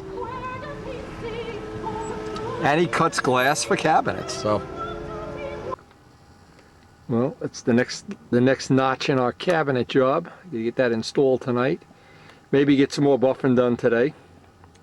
But this Dominic guy in this store, you know, all through my life, I've been lucky enough to be around some really cool people, and this guy Dominic is one of them. It's like in the old days when the guy that owned the store had to know what the hell he was doing, or a hobby shop guy really was a modeler, or somebody who knew about balsa wood and glue and pins and everything and tape. Well, boy, that's a throwback. And actually, Karen and I go out of our way to give him the business instead of Home Depot. I mean, literally keep him in business, because right down the street there's a Lowe's. But we love Dominic. He's helped us more projects that we've worked on the house where we've needed some special help or some advice. He's always been there. What a guy. Anyway, and I just can't wait to get the glass in his cabinets tonight. Look at my glass, get that switch in, and get back to buffing. Well, in the course of buffing, we've gone from 120 down to 112 and a half. And I don't want to get any cuter than that. Those parts look like they have the finish that I really want to have, and I think we can live with that just tiny little bit of extra weight. Now, as I'm polishing up this, what amounts to be one of the final parts, the little parts we're going to do, because we're going to work on cabinets tonight. And Karen has decided that I've buffed enough for the day. And by the way, that guy Dominic is real. I got to get him on video. You know, every time I'm over there, he doesn't want to be on video. He's like a bashful old guy, old world guy. But he knows everything. And in my life, I've been lucky enough to bump into people that they're like little gods or something, that they just know everything. Anyway, this buffed out nice. We just heard from Ramo, he's making a stooge. I hope he doesn't put Mike Kajeski out of business. Anyway, we're going to see him soon. Joe Adamusco, maybe this weekend, we don't know. We got to do cabinets, and then we're going to buff the rest of this out. Well, we got as much weight as we're going to offer the tail. Rich Oliver says the paint for the two belly pans is in the mail. We got some little parts done. The spinners came out great. We got to deal with the flaps, the wing, and the main fuselage next. Not sure when we're going to be able to get to this, but we have cabinet glass to put in and drawer separators. Isn't it thrilling? Oh yeah, I love doing that. I can hear it now. You would think when you pay for new glass, you would get perfectly clean glass, but you don't. Even from Dominic, I guess this glass is 100 years old. Anyway, we're getting ready to snap these in. And as you can imagine, Karen is excited as I am about, that's just seeing what her final cabinets are going to look like. You know what the truth is with this job? Every time we think we're coming down a home stretch, I turn around and there's one more stretch in front of the home, so doesn't matter though. For a wife as happy as Karen, I guess it's worth it.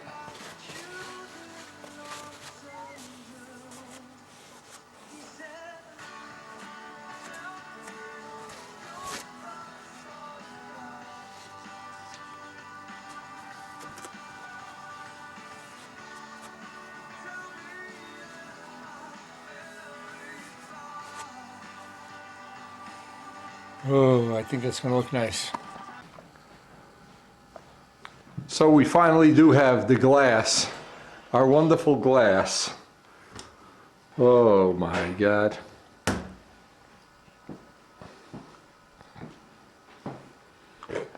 Well, we're estimating we're 2 days down. We got to move the table back in. We got to get the soap dispenser in. Karen has some more dishes to clean up. And we got planes to buff out. More than anything, priority one, buff the Novanta as soon as possible. Summer's coming. Now this morning I wanted to do the flaps. And you can see where I've got all the touch-ups done. Now I'll just baby these touch-ups. I won't go grinding away on them. I know we got some spots that are coming through. Not a big deal breaker, and I of course went through the edge. And this, I know, is always a place where I put extra material on the edges. And then, of course, this one just had a high spot on it, and nothing you can do about it. So, just like all our other parts, now, we're really closing in on this. And I've been trying to schedule each day because we have, tentatively, either today or tomorrow, we have our friend coming to drill a hole in our granite for the soap dish. See, we never allowed for that soap dispenser. Our own fault, of course. Now we got to pay. And, well, I just want to get these high spots. See, along the edge here where it's shiny, that's the only spot I still have to sand with 1500. Dull it out. And it looks like Joe Adamusco is going to be making up a trip here, so I'm excited about that.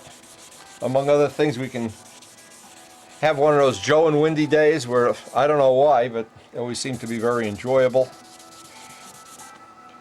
And Rich just found out that the county is not going to renew our little summer where we used to have the field in the summer where the joggers were. The joggers complained too much, so it's not been a good morning so far. The phone calls have not all been peachy keen. Anyway, what I wanted to show here, and I guess I can just show one little spot on a flap. This is where that touch-up was. And all I need to do is just, you can see where the spot is, but I need to get it flattened out as much as possible. But I don't want to go down through because I know I'm near the ink there. There must be a high spot. And it's something you're always dealing with when you're trying to get a thin finish. In fact, when I on the end of this DVD, I'm going to put the some of the outtakes of painting and buffing out the 96 Spitfire. There are some good tips in there. That one of them is the touch-ups. And anytime you have a built-up wing, of course, you got twice as many touch-ups as you do with this type of, with a composite wing. Okay, we're pretty flat now. Now, once we get it flat, It's our friend Gorham's. Every morning we open the jar. I've used up about a half a jar of this already. Usually it's one jar to do a ship. And I always get a new towel out because what's there from the day before, the stuff hardens and dries and just makes it difficult to do what we have to do. But so far the paint's been coming up pretty good. I can't really complain. And at this point in time, every day it's been getting a little warmer and a little nicer. It's getting me in the mood to have this done. And I know Rich Jacobone's straining at the bit too. We're all straining. The only guy that's got a new plane flying so far is Brian. The Blue Demon. But the way this is shaping up, it may be a flying weekend. I don't know. We'll find out. And you can see right over a repair, it's coming up relatively quickly. When I'm in doubt, I always get a fresh paper towel. If I get another one. If I think I have an issue there, there's no substitute for just a fresh paper towel and some fresh polish. And you notice that I've saved the wing for last, because any day it can be sitting up by that heat. We still have the heat on. That heat is cooking that paint up. And every day that we kind of put it off into the future, it's just going to make it easier. That's all. All we're buying is that it's going to be easier. Hey, this is coming right up now. Now, if you look down at this, you can see the one that's buffed and the one that isn't, how the color actually changes. It's actually a different color. And that's what's surprising me the most is this color red was really bright to begin with. And I'm looking at it from a lot of different angles here just to see. Boy, it changes when you buff it out. That's amazing. And it's even a deeper, it's got a nice glow. I'm very surprised. Now the only problem is, there's still one flap left to go. And I just can't figure a way of figuring out how to make that. Maybe I'll make a plane with one flap. Every time I finish one part, there's still another one to do. But it's a totally different color. When it's buffed and not buffed, that's an amazing thing. I'll get the other one done off camera and we'll get back to getting some more work done today. Turned out to be a good day, and it's shaping up to be like the weather for the weekend should be pretty nice.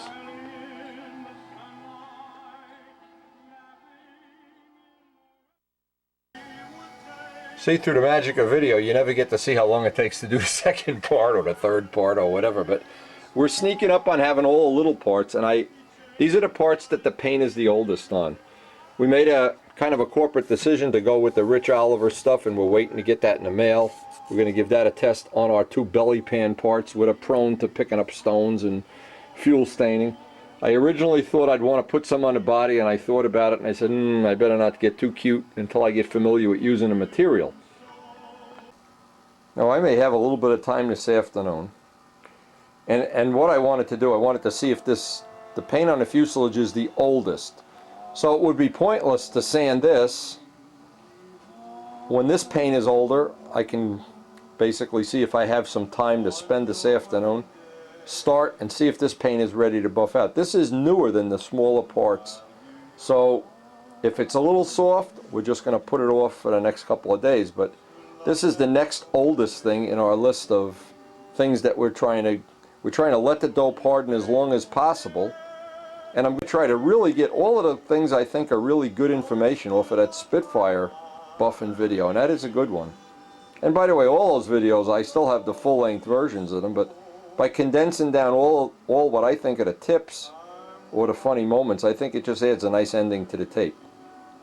So right after lunch, we're going to see if we can get something done on this fuselage.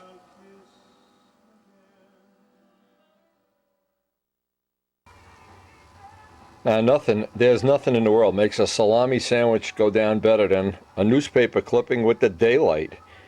Now this is in Albany. This is where, out in Oregon, where Gerald Champ lives. And it's got the story that it's in for an overhaul.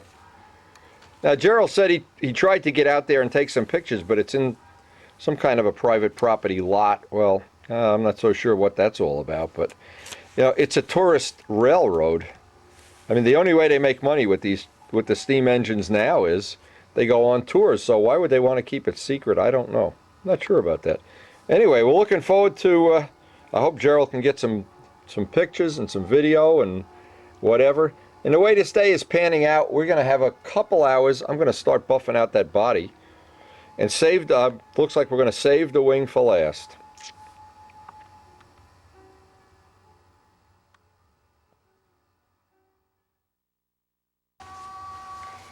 Now as I look at this and look for any little spots we got to be careful of, I don't think this is going to be a problem. And because I don't have a lot of time, I don't have to pace myself here, because in an hour I'm not going to be tired. But kind of excited about the fact we may get some weather this weekend. And of course it's always good to see Joe Adamusco. He is the consummate modeler. I really enjoy his company.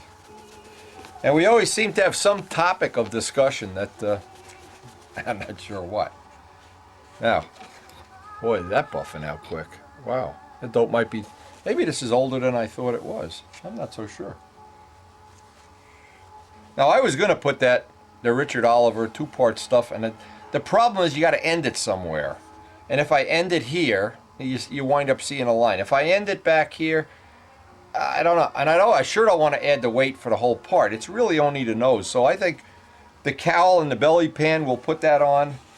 We'll try to come up with, I hope, venting that's not going to be bleeding paint out onto the fuselage. But again, this is yet to be proven. But I want to see how nice this is going to come.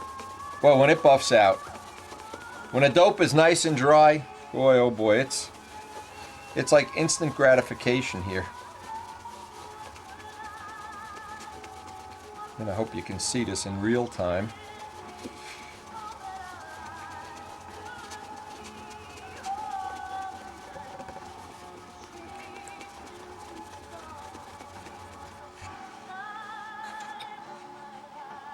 Here's some idea what we're looking at for this buff out.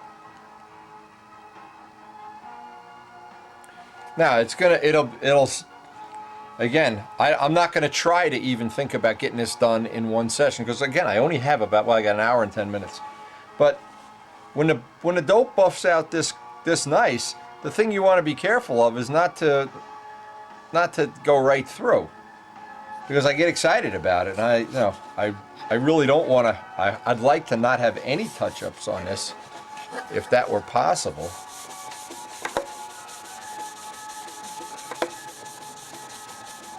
And it's funny, when you're painting dope and it's laying down nice, there's a temperature, there's a time that just, it flows out. And when you're buffing, it either buffs or it doesn't buff. And when it buffs, it's a very rewarding thing. Now, but the problem is going to be, and if we start it tomorrow, the wing is only going to be, well, 3 or 4 days old by then. And I know that's not going to come up as quickly or as easily as this part did, but it doesn't really matter.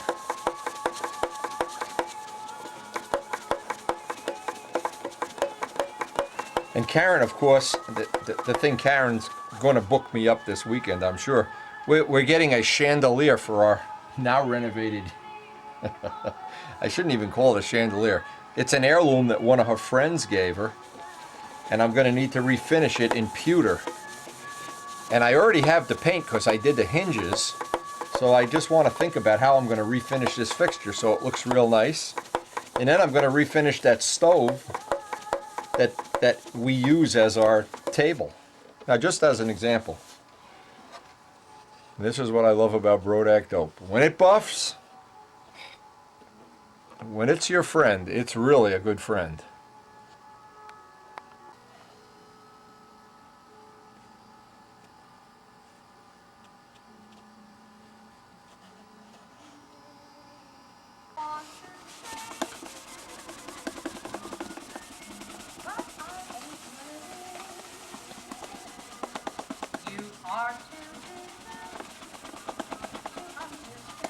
Anyway, the way this is buffing up so quickly, I just hope the wing is going to be this. If the wing is this easy, we're in Fat City.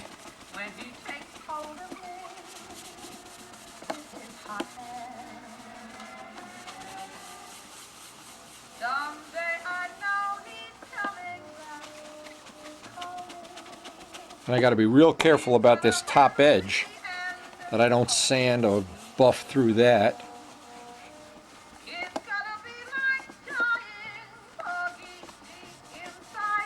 Anyway, you get into a little rhythm. I get into a little rhythm anyway, and I know on a day that I'm going to do this for 6-7 hours, I try to pace myself, but when I'm only going to do an hour and a half, don't have to pace myself. We can just run flat out for the whole session here.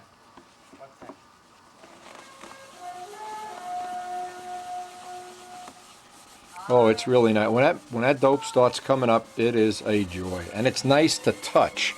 Just touching it. In fact, it's awful when you go over and pick somebody's plane up that isn't buffed out. At least I always pick it up and I think, it's like picking up a turtle or something.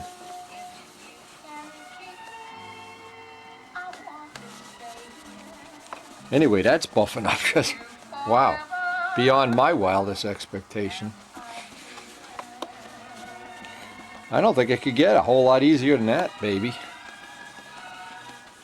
And I really do like that canopy shape.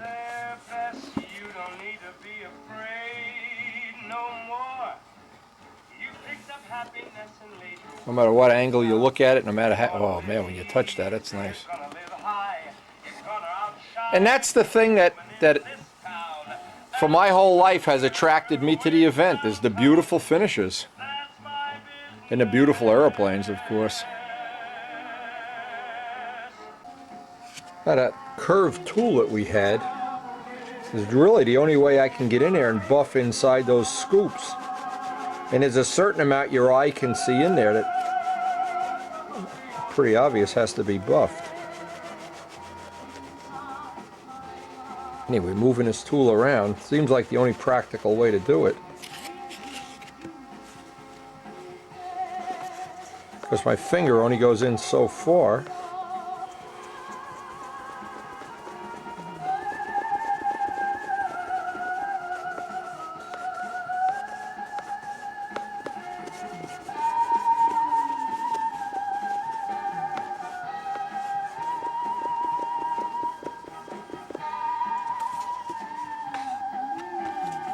Boy, it feels nice. Now this is buffing up just incredible. This is, I gotta be real careful of that razor edge, but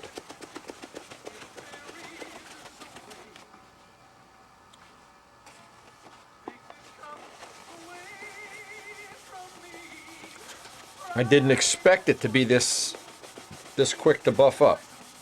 Now, contrary to that, the flaps didn't want to buff up much at all. I don't know what that was all about. Well, who knows? No, this is the mystery of life. Anyway, I was hoping I could get this done today, and it looks like I may be able to get this done in an hour, hour and a half. Even though I don't like to set kind of time limits on any of these things. When it's going this quickly and this easily, you want to ride that pony, baby. You want to ride it to the end. I'm afraid if I come back tomorrow, I'll be sanding out chewing gum. I'm not sure. Boy, that is buffing out beautifully. I can't believe it. Well, that ranks right up there with the easiest fuselages I've ever buffed out. That absolutely is unbelievable. It went in less than an hour and a half. I got the look that I'm looking for inside those scoops that buffed right out right in there. Cockpit buffed out beautifully. Every part of it just buffed out. Easier than I thought it would. I was very, very surprised how easy that buffed out. One of the true surprises of the Novanta. Now we're coming up on the end of this tape, and I wanted to include those Spitfire buff out tips for a one-piece plane, so we're going to put that right on the end of this tape.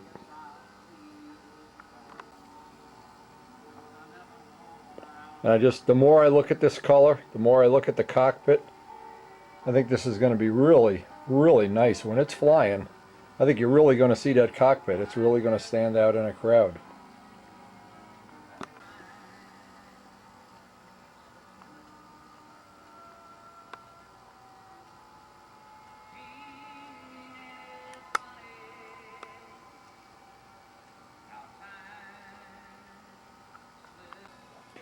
And a couple of the other things that I think are really going to be like what I'll call an upgrade. I like the way this cockpit, the shape looked better. And I like the white outline a lot better than the way it worked out on a Testarossa. I think having it silver on a Testarossa just muted it somewhat. Anyway, what I always do at the end of every session that I try to do this kind of work, I try to look at it from several different angles, see how I like it, what I like about it, what I don't like. And this is one of the ships that in the very beginning I wasn't sure, but as it's evolved, I just liking it. I'm liking it more and more with every day. And the quality, the color, and the quality, the finish so far has just been really ahead of anything I could have expected. Even the spinners buffed out nicely, those spinners we have. Now on the next tape, and we're not going to have it for a couple of days, we're going to do that 2-part mix. See how that works out on our program. And the last thing, and we've saved it for last, it's up by the heating vent, and believe me, the heat is on more than it's off here. We're going to buff out that whole wing in the next week or so. And I just wonder when I look at it from angles like this if we've captured the look of the car. The Scuderia Ferrari emblem, the scoop on the side. That Ferrari look that I was looking for.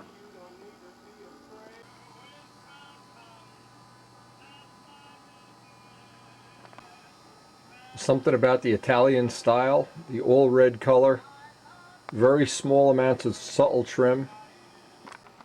And I hope we've somehow captured that look. Anyway, please share the tapes.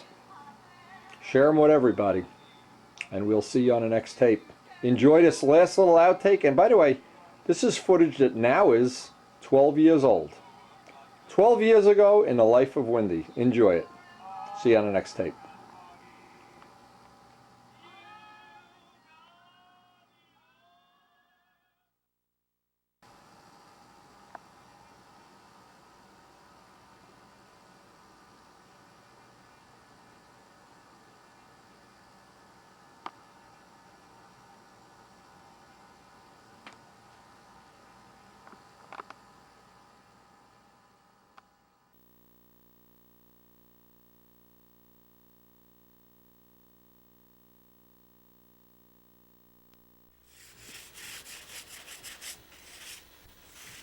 Today, what my plan, I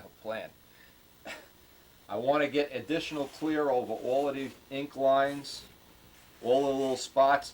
What's changed here, I had a little bit of a change of plan, and I had forgotten that Jimmy had given me a brand new spray gun to test, and it's a top feeder. I'll show this on the video.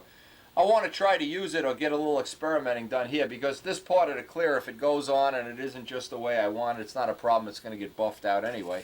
I've got the major stuff done, safe. Now I can play a little experimental. But again, what I'm going to try to do, we're in the middle of an ice storm, a really beautiful ice storm, in fact. And one of the things that's happened, Karen fell down the stairs this morning, going out to the car on the ice. And 10 minutes later, Stacy fell. So we have 2 hurt women upstairs in my own version of intensive care. They're laying in bed drinking tea. Both of them hurt from slipping on the ice. So without further ado, I want to get cranking along on this. I'm going to have to paint indoors today, needless to say. And I want to experiment with that spray gun of Jimmy's. This, by the way, has the look of it dried up exceptionally well. Beyond my wildest dream how nice this looks. And I will try to get a little bit more clear, especially the spots that I repaired. And I can see this one on the outboard tip really needs a little more clear. And again, luckily, the outboard tip, who cares if you put a pound out there? It's the tail and this inboard wing we'd like to keep light. Anyway, I want to get that gun out. I've never used it, but in fact, it's still in a box. I never even took it out of the box. I want to take a look at this, read the directions. They're probably in Chinese or something, and we'll see if we can use that to our advantage today. At least one other thing you can have on your arsenal of things to do, places to go, people to meet, go-go girls to give $1 to. Now I ran a little test here, just a little. This is the air bleed, of course. This adjusts the spray pattern, this adjusts the material.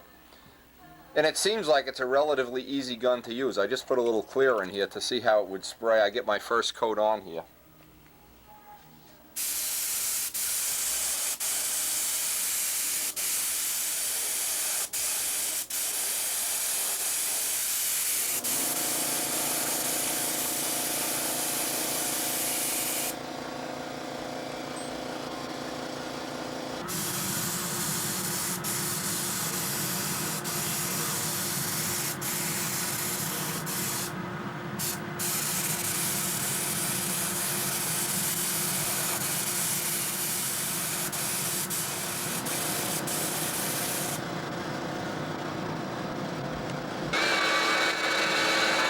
I've been putting clear over this, and I've gotten to the point where there's so much overspray in the house here, I needed to get some air moving. Here's a good idea for you too, is a shop vac. A shop vac helps move a lot of air. In fact, if you can see what's going on here. Let me shut that off for 1 second. We're in the middle of an ice storm out here. There's ice on everything out there, and it's really slippery and sloppy, so it's a good idea, get the air moving. And the shop vac does work well.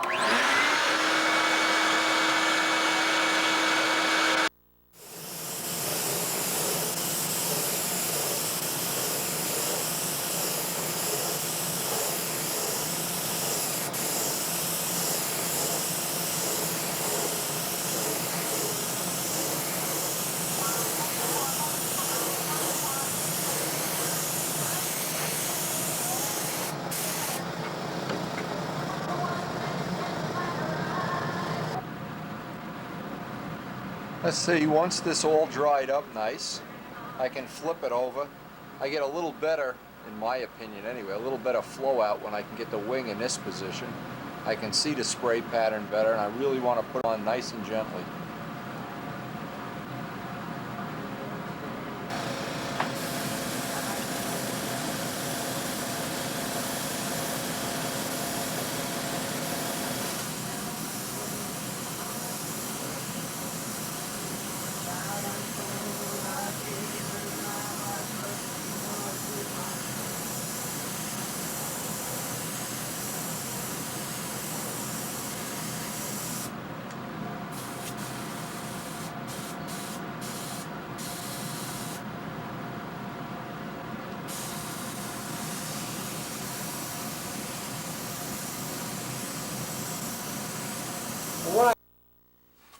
Now we're at the part of the building season that I kind of look forward to each year, and the reason is very simple. When I was a young kid, and that was a lot of years ago, I used to go to the Nationals, and the first Nationals I ever remember going to, I got to see Jerry Sipra, and this is really going back a long way. This might be in the late 50s. I got to see Jim Silhavy and Jerry Sipra, and they had what I'm sure anybody that goes really back, what I was in total awe of, is they had Noblers, 57 Noblers, that had a finish on them that I had never seen before. I looked around, and Carl Wahlberg and I, good old Carl, we were still in high school. We were building Ringmasters and Flight Streaks and Yak 9s and things. And we got his father to take us, I believe, to the 57 Nats in Willow Grove. And we looked at this Nobler. And there was, the son had one, the grandfather had one. And, geez, I don't know how many Sipras there were. There were Sipras everywhere anyway. But one thing I remember, they all had this awesome finish. And I guess that's the first time I could really relate to the fact that I looked at this, and I mean, this is really a silly drawing I'm doing. I looked at this, and I was just awestruck. I just was as happy. I couldn't believe it. So what I did, I walked up, and I'm doing this for a reason. I walked up and I said, "Hi, my name is Wendy. How do you get a nice finish like that?" And nobody would tell you anything. It was unbelievable. Jim Silhavy wouldn't give me the time of day. These other people didn't seem like the friendliest people in the world. So what happened is this Polak from Little Ferry said, "Okay, guys, I'll get even. I'll find out myself, and I'll tell everybody else in the world. And that's been my goal for the last, I don't know how many years. I went on to be, I guess I was 14 at the time, 15, 16, and I kept trying all different ways, and I never really achieved what I wanted. But then, bingo, I met Harold Price. Now, I'm doing this for a reason, so just bear with me. And the difference was Harold Price told me how to do that. He already knew how to do it. He was happy to tell me and explain to me. And so I was just a super, super happy kid. And I'm going to explain this. This is the perfect time to explain what he explained to me. It was very simple. And in understanding it, you have the basis of all good finishing.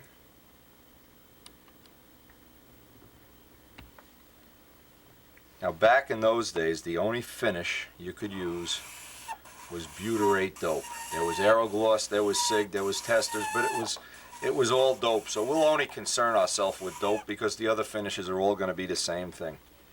And what happens, what people have a tough time understanding is light bounces off a surface like a mirror. If you go and take a mirror and sand it with 80 grit paper, what'll happen is almost no light will come off of it, and it'll look dull. If you polish it to a high shine with wax, water, anything that will reflect light, it will shine. You can even go so far as to say Ron Connors at One Nats said, I have a great idea. I'm going to use Mop and Glow on my plane. And he painted his plane with Mop and Glow 10 minutes before appearance judging. And it did shine more. It looked like Mop and Glow, but it did shine. And I think he got a couple of free appearance rows. But I'm not concerned with that kind of technology. What happens if you were to look under a microscope, a dope finish dries either like that. You can picture this in your mind, or if you really want to look at the microns, it probably really looks like that because it's drying in the shape of golf balls.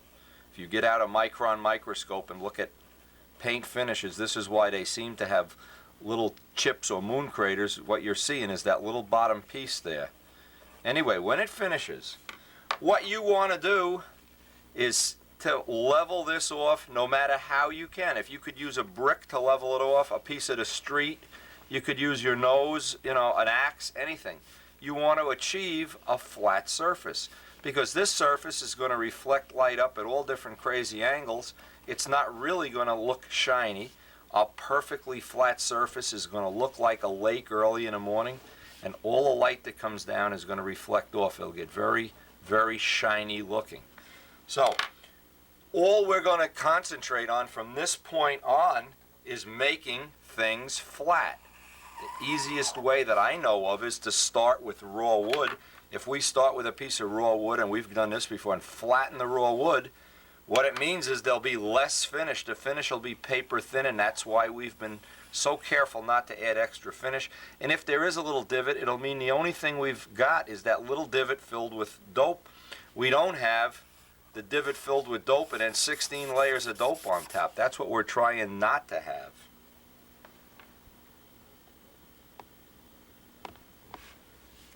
So if you have a basic understanding that what we're trying to achieve is a flat surface, the easiest way I know of is every step of the way, get it sanded back down, sanded back down. The wood wants to swell, sand it back down. You dope it, sand it back down. You will eventually wind up with a flat substrate. And once you have a flat substrate, the rest is easy. Now when you put your clear on, this is why I put on, I spray with as little pressure as possible. If you were to take this finish and you spray it, this is what it would look like with 50 pounds of pressure, 40 pounds of pressure, 30 pounds of pressure, 20 pounds of pressure. And if you were to airbrush the whole thing, which is almost impractical, it would almost need no sanding right now at all. Well, we're right about here. We need to still sand. The choice now is to do all of the sanding with 1200 sandpaper and Gorhams. Now I want to explain this because this is key. There's other things you can use to buff out a plane. You can use rubbing compound, white. Now, there may be, and I'm just going to make these numbers up because I don't really know the numbers. Let's say rubbing compound is 1,500. Gorham's is probably, and these are just relative numbers. I don't know what the numbers are. Newspaper. You can roll up newspaper when lacquer is dry and buff it out with a ball of newspaper, which Ski Dombrowski does that, so I know it works. But the dope has to be as hard as glass to do this. You can't use new dope. So if you look at each kind of compound, the best that I've found for buffing out dope is Gorham's. Of course, there's a problem. Like all things in stunt, the company is not producing Gorham's in a pink jar anymore. So you have two choices. Try to buy it anytime you see it, anywhere at any price, which is what I do. Or, hopefully find some substitute. I have not found a substitute for Gorham's yet.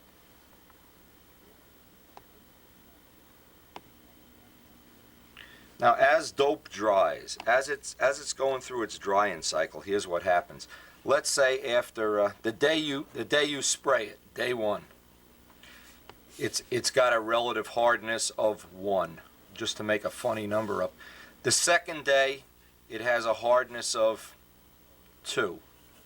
The third day, it has a hardness of 5.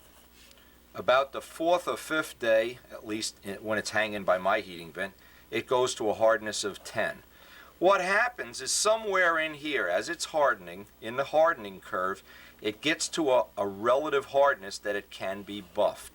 And the way you know if it can be buffed is you take some 1200 sandpaper, get it dull, and we'll do this on camera, and then you take the compound of choice, which for me is Gorham's, or rubbing compound, and rub it.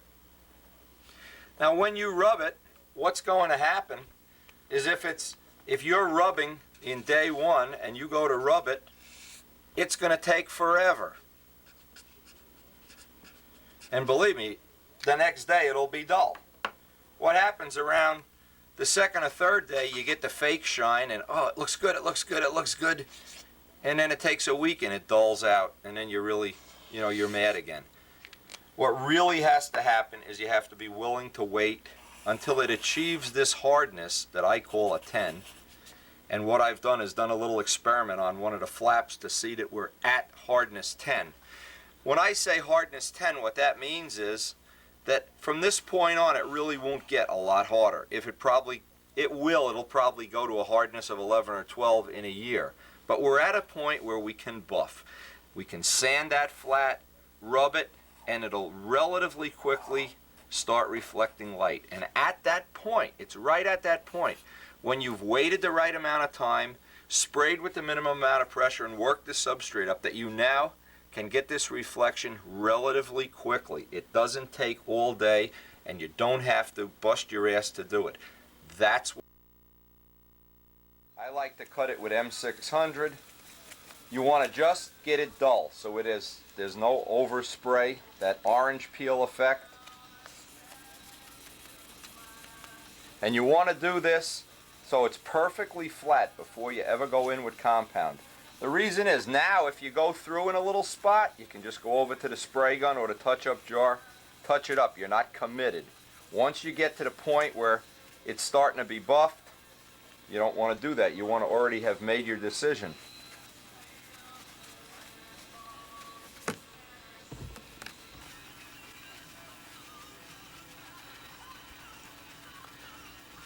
Now I put a fresh towel down here because I don't want to take a chance. The towels underneath here may have some glue, or last night we were painting that thing George was painting that goes behind a lamp in a bedroom. Hey, tomorrow we get our carpeting in here too. And we could start wrapping up the bedroom and get back into full Spitfire production here. Now I'll do one little spot up here. I'd like to do some of this on a macro lens, give you an idea of what we're looking at.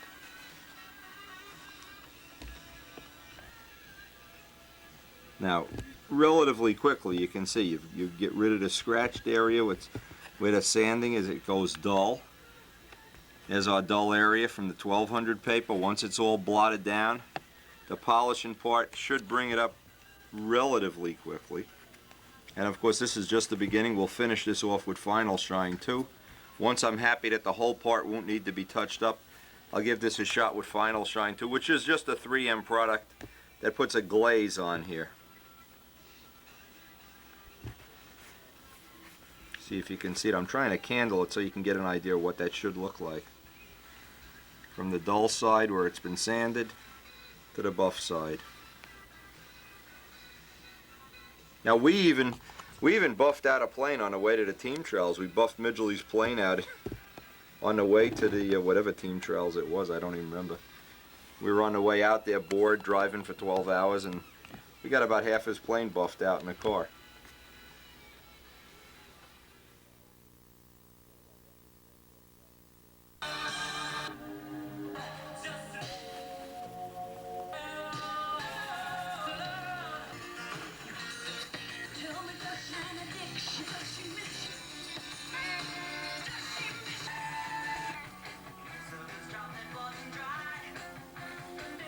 Okay, roughly, I'm just guessing 15-20 minutes here to do one part.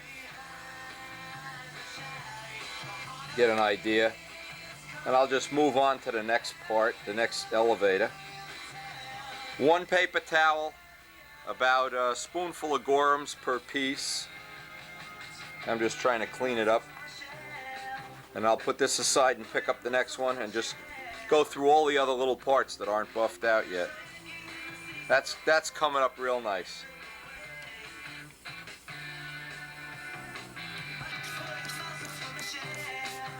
Now I'm just going to repeat the same thing on this piece, and then I'm going to get a flap working here. When this stuff is working well, boy, it's a joy to work with. And when it's not dry yet, I want to tear what's left of my Kentucky Lucky hair out here. Lucky Kentucky, I love it.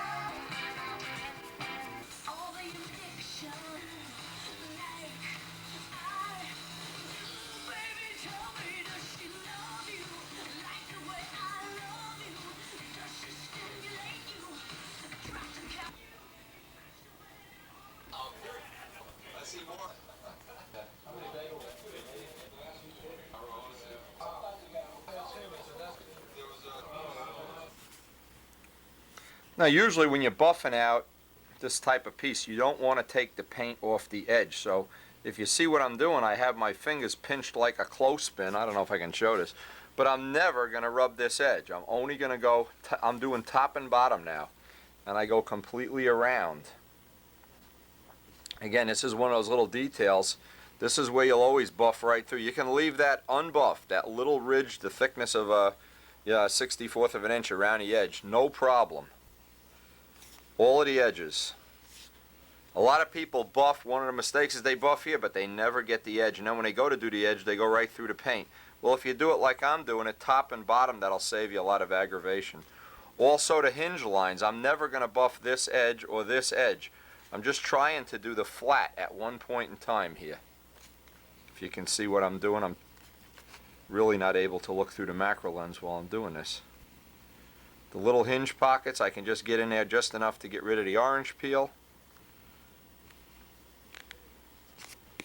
And the rest of it is all flat surfaces. I can either use this method of just buffing in circles or buffing back and forth. Either way is okay, but it's a good idea to use a combination of some polishing and swirls, some straight line, because you don't want to get any scratches in it.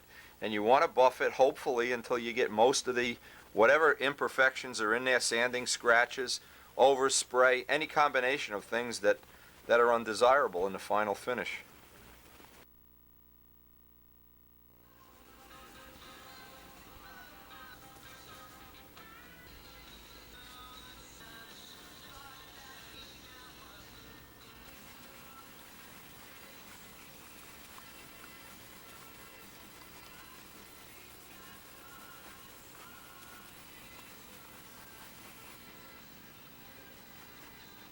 Again, I'm just rotating this paper towel.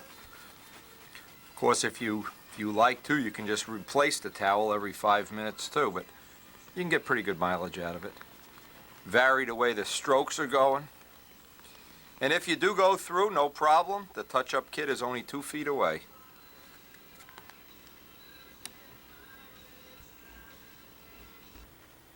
It's the equivalent. Right to the end.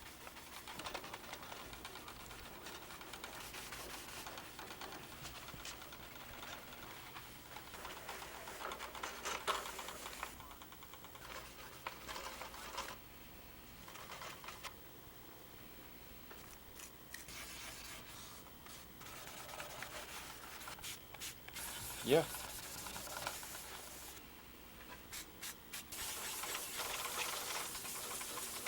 No, I just been having a grand old time here. The paint looks like it's just a day or two away from being buffable. So what I'm going to try to do is do as much as I can of the back surfaces and the fuselage here, and leave the open bays go for another day or so. Anyway, it's going relatively quick. I don't know if you can see. I try to do a lot of it on stop action so it doesn't turn into a 12-hour presentation. But just hitting it with 1200 paper, going right to the Gorhams, and really not fooling around at all. Rotate the paper towel every so often. Be careful of the edges. It really, when you've put all the preparation in up to this point, goes relatively quickly. It's not a big hassle. Turn on some Meatloaf music and jump up and down and buff. Consider it like arm jogging. This time of year, I usually have a real strong right arm. I wish we had one of those contests like those Sylvester Stallone things. Anyway. Back to the socks.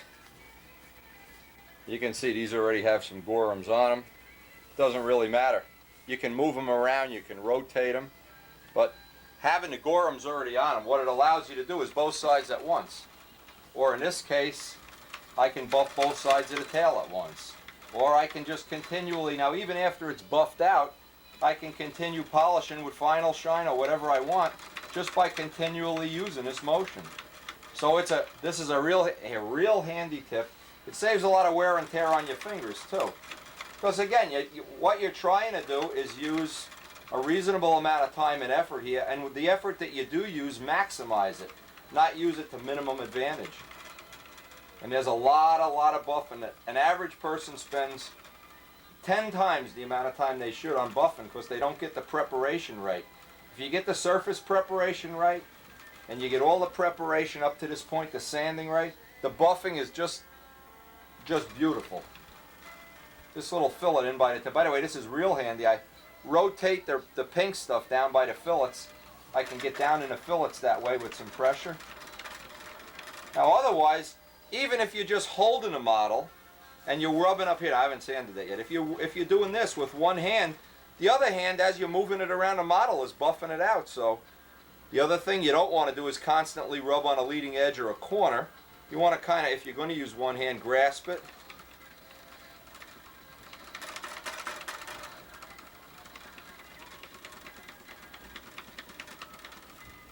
It really is this is really a tip that's worth the weight of a video, worth a case of videos.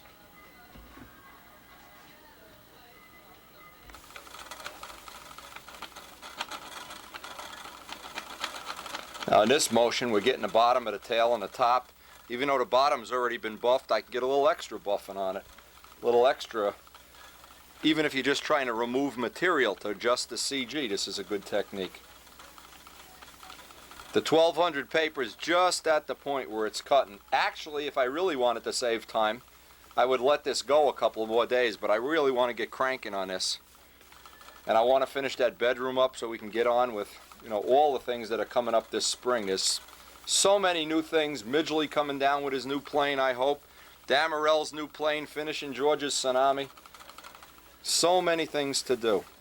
Anyway, now you get to this point, you can just bend back a dry part of the sock. Let's see if it comes up yet.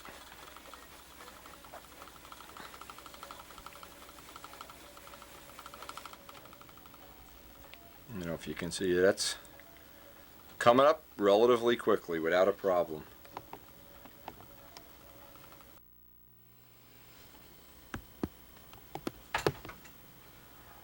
All right, now I spun this around. I want to work from this invasion stripe to the front of the canopy. Real carefully get this area block sanded out, and then the last piece will be the nose and then the two sides. And then I that's probably all I'm going to be able to get done today, realistically, because I have to do a day's mail and work on kits and work on attics and keep my wife from killing me.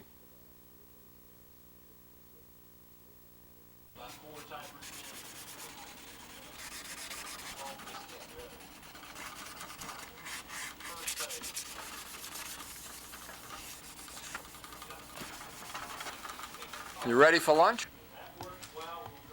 Craig found the latest thing. He goes through my envelopes and takes out all the cash. Nice guy, Craig. Japan. Nah, that's from Japan. That's cash in there, baby. We like Japan. Whoop, whoop, whoop, whoop. You like to steal my cash. Yes.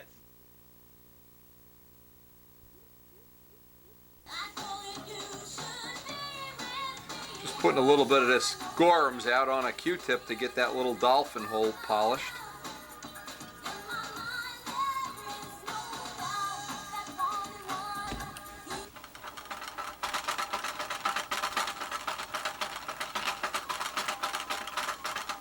And some parts, of course, on the fuselage are a lot easier to do than others. Any of these big flats are real easy. Just work them out with a sock and touch them up. Now this is one area right where the wing joins the body. I just keep going back and forth on the fillet here. Keep moving the area of compound contact. Don't just wear a hole in the sock either. Hey, I gotta wear these socks again tomorrow, hey. What's funny, actually, one time I did put the socks right back in the wash just to see if Karen would recognize them. Better not say anything, she's upstairs. Anyway, we're closing in on having his fuselage done, and it's buffed up beautifully. This is when it starts to get to be a real airplane. It starts a bit to be exciting. At least I get excited about it.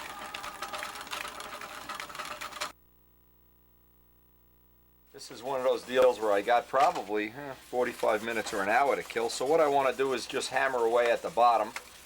Start to see if this dope is ready to be brought up. Now one of the good tips, and this is really an excellent tip, is if you're doing a little spot on a wing, don't let the M600 drape around the bottom of the wing, because it'll ball up on the bottom and it could etch the finish. It could make a mess out of the finish. I think if you've seen that Stunt Forum video, you know Vic brought that point up too. That'll happen with Windex or Prepsol or anything. So what I'm saying is when you get your 1200 paper and you get one of these little panels or one area, kind of sand it out like we're doing here. And what I want to do right away, get me a paper towel, dry this area up and get whatever has dripped around the bottom worked its way over around onto the bottom off too. Especially important after you buff it out.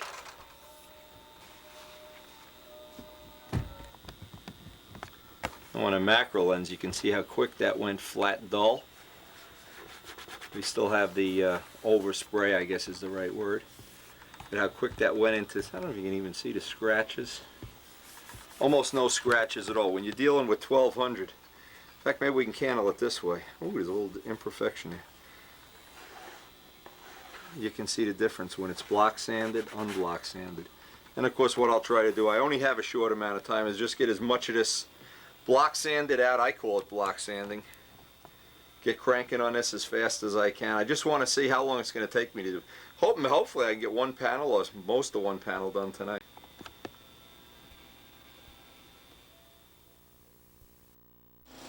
That has a little spot on this trailing edge.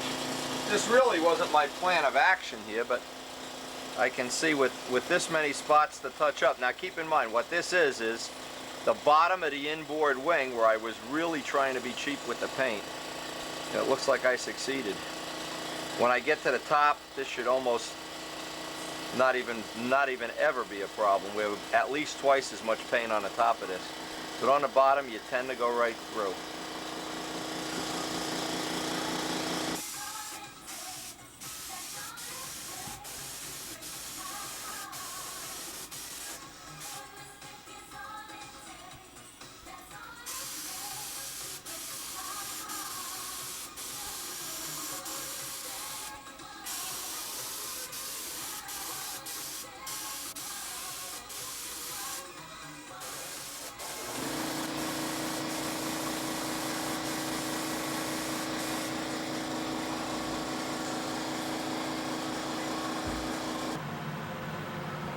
Here you can see the shiny spot. I don't know if we can candle this the way I want to. Now you can see it. I just went over that incline. Keep in mind we're being really, really careful not to put a ton of paint on this thing. If you're willing to settle for just having another 4 ounces of clear on here, you never have to go through this. But boy, sometimes it's that little saving, and then of course that means you need less nose weight and everything. It snowballs right up, and it makes a plane that should be real competitive, less than really competitive. I'm going to go out and start on the other wing now. Let this dry.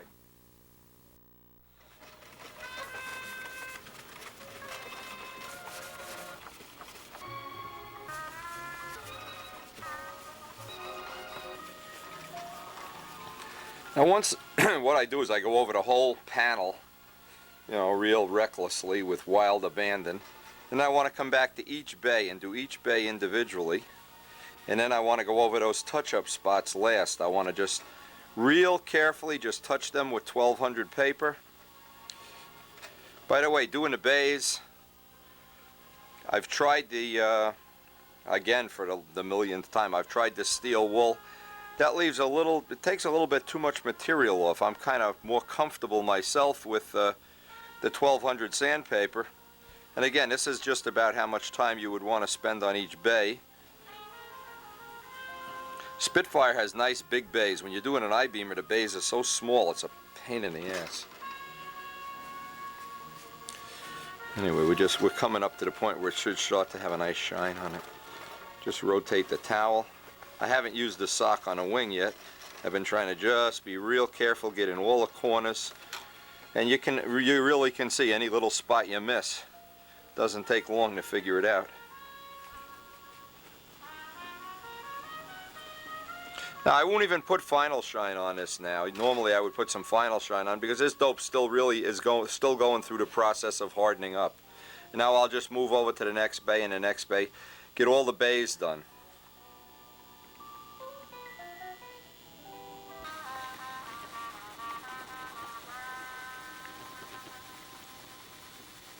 It's always easier if you just get everything. The edges seem to go real quick, and then the bays seem to just take a little more time. So I like to get saved for the last thing, going down each panel. And I noticed that I'm doing the bottom first. Is a good reason because the bottom has less paint. It would tend to be a little bit drier now. The top has more paint, so if I give it an extra day to dry, it'll be to my advantage. The longer you let the paint sit at this point, the quicker it's going to buff up. This looks like it came up relatively quickly here. And that's about what it should take on each bay.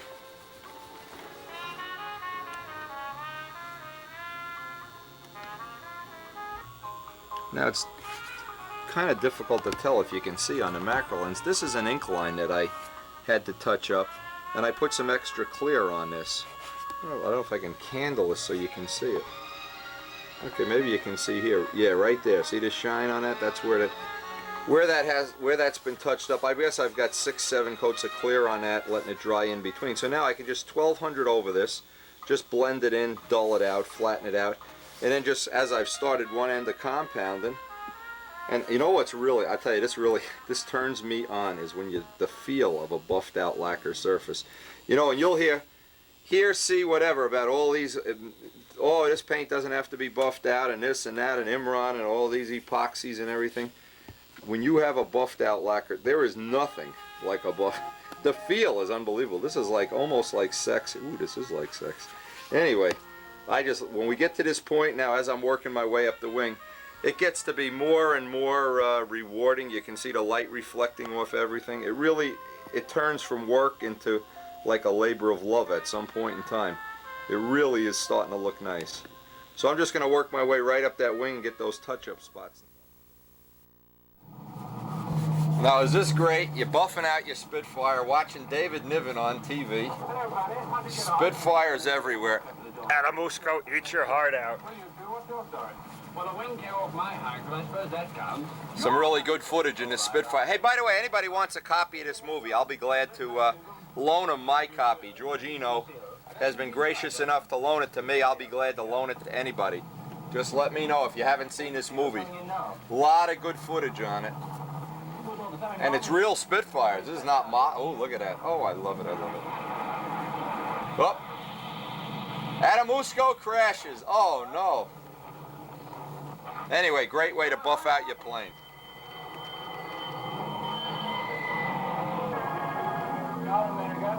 Here we come.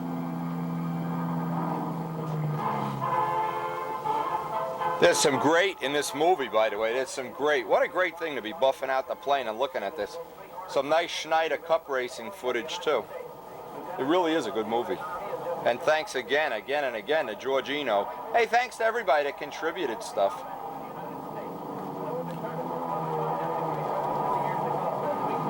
Oh, look at that. Ooh, ooh. Champ, eat your heart out. Look at this footage. And this is real footage. This is not Steven Spielberg computer-generated stuff. That might be one of the planes in our future, that Schneider Racer. That'd be nice. Anyway, we almost have one panel buffed here. Look at that. Oh, look at that nose section. Look, I can't even buff while I'm watching this. Oh my God.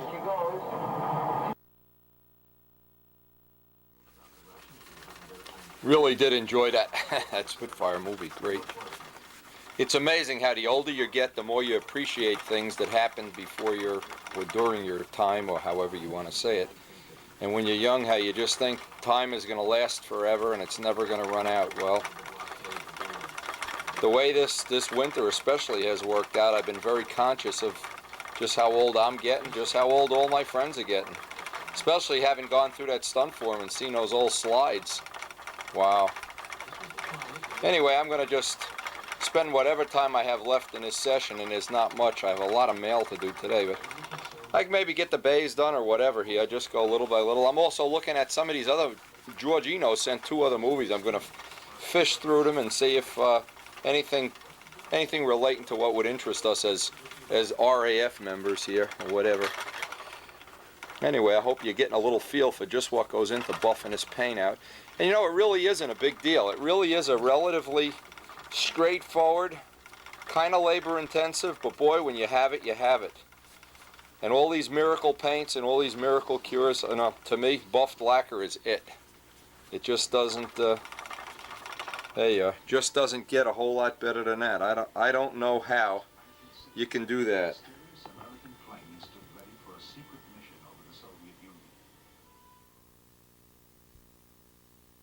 Take it back to the Kelly.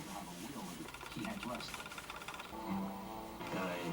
Now, and during that beginning went on, quickly discovered to me and told me. In those days, we were setting altitude records every day. The view from up there, the sky turns a dark, dark blue. You look straight down and it'd be just like normal daylight. But you look up the horizon or up the sky.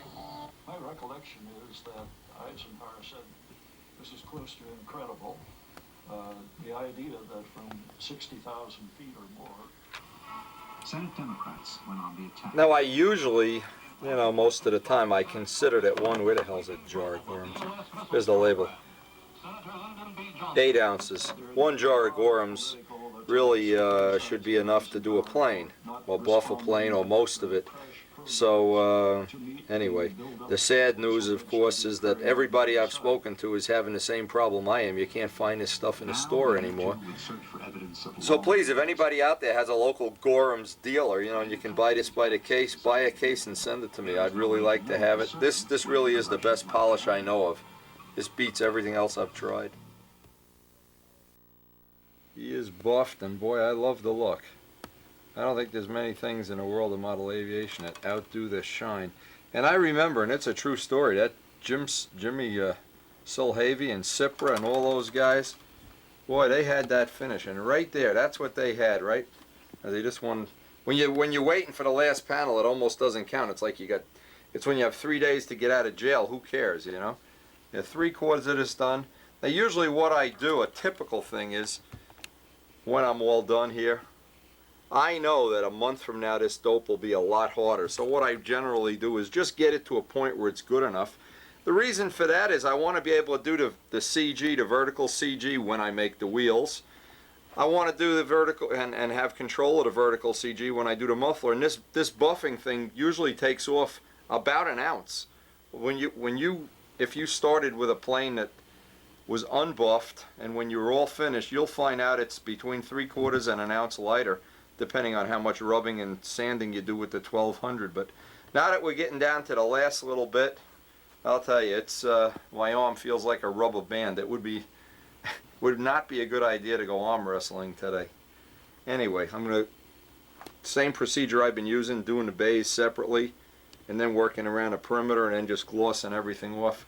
And then I'm going to go around and touch up. Now I saw a couple of spots around the canopy that I can still see a little orange peel. A couple of spots around the back here that I just want to hit with compound. I see that where I've done the touch up on the bottom. Any spot that you've touched up, of course, it's a good idea just to let it dry at least overnight, if not a week or so. And then when we come back to this, when the plane is all assembled, test run, it's been waxed. By the way, good point to mention right now. Had a couple of people ask me already, well, when is it a good idea to buff the plane? Well, you know, right now this dope is roughly a week, maybe a week and a half old in spots.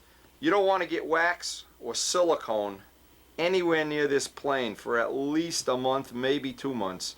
The longer the better. The only time I want to put wax on this plane is just before I test run it. And even then, if we were rushing to get ready for the Nats, not really important. But one thing absolutely for sure, you don't want to get wax on a plane that you want the dope to keep hardening up. You want that finish to be exposed to the air. If you can, put it by a heating vent. That's always a good idea. And in our case, let's get busy on this outer panel. You know, nobody ran over here today and helped me do this. It's all mine.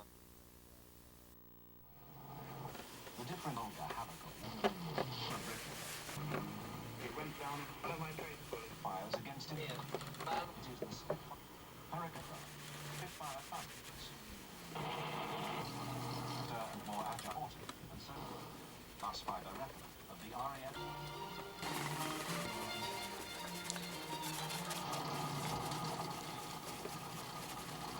Today, it's unbelievable. This is the footage that George Eno sent me about the Spitfires. And what I've tried to do is pay attention to my buffing here so I don't go through, but it's a valid point. It's a good point because it's a kind of boring. It takes me about 2 or 3 days to do this. What it is, it's kind of nice if you can get some footage on of something that's entertaining, or if you have a friend, you can even just bullshit and have coffee with. It's a big help. And we're just closing in on this. I really can't wait to get this done and put this guy all together. Can't wait to fly it. Hey, great footage, George. I say it over and over again. I know I'm kind of redundant, but thanks a lot, George. This is I've really enjoyed it. It's added a nice dimension to buffing out this plane. And we are coming up on the end. Slow but surely. Was the driving force behind the Rolls-Royce car and aero engine G behind it. And the thing was, I mean, I'll tell you, when you get all to this point buffed out, you want to just sit, and that's it for today, believe me. I am going upstairs to rest. With all the problems we had yesterday and the flood and everything, I am just burned out. Besides, I'm really in the mood to watch this George Eno, the rest of this tape. In fact, what I may do is on the end of this tape, I may put some of this footage. We're at the end of the buff out. Now the next part of this that's going to happen is about a month from now, or when it's all done, I'm going to go back, and as I always do, go back and rebuff it out, final shine it, whatever. But for right now, this gets me right into the ballpark where I want to have the weight that I know I can get my vertical CG, my horizontal CG. I can start making up mufflers, wheels, get my motors together. We're coming up on the flying season, and eventually, within a week or two, I'll know what this projected weight is going to be. The initial thing, and of course I can get a little more, is that I've got just over an ounce off of this. And so far, if you really take a close look at everything here, there really isn't much to disappoint me anyway. I'm kind of real happy the way this worked out. And what's real funny is looking at this Spitfire movie and this other one that George Eno sent. What's really funny is you look around at it and I can see all the little details, the window in the cockpit, how it opened, all the engine development that they talk about. And of course that wing, without that wing it's not a Spitfire, it's a whatever it is when it's not a Spitfire. So it is a milestone, and it is a place in time that I feel like I really deserve a little rest tonight. I'm going to go up early and I am going to relax. My arm is about 2 inches longer than the other arm, and I'm really ready, you know. You get to this point, and I guess I have a lot to be happy about here. Certainly coming in respectable weight-wise. The appearance looks better than I ever thought it would. The buff out went almost without a hitch. And if I can ever figure out how to make toilets stop leaking around here, I think I'll have it made. So to everybody that's contributed up to this point, I just can't tell you how many. I could sit here and do this. I talked to Ted Fancher one day on a phone, and he was sitting in front of his television just doing this, looking at the wing and looking at different angles, find different places to look at it. What's it going to look like from that angle and this angle, and how the invasion stripe's going to look in the air and everything. And we both were doing the same thing. I'm sure everybody that's ever built one of these, you get the same satisfaction out of just like I'm doing right now, walking around, looking. But it really is, for sure it is for me, is a labor of love. And without that buffing, without that final step, something gets...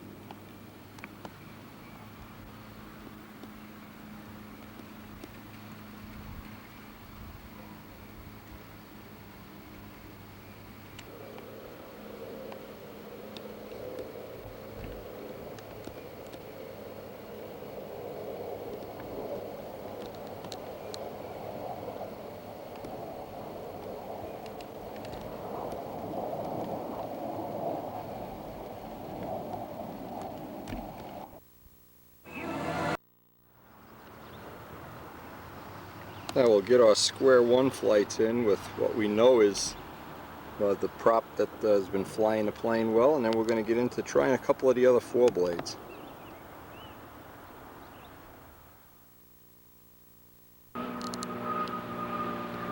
Okay, I want to get one flight on this prop that I set up for Joe, and I'll have some time tonight either de-pitch this or up-pitch it or whatever after this flight.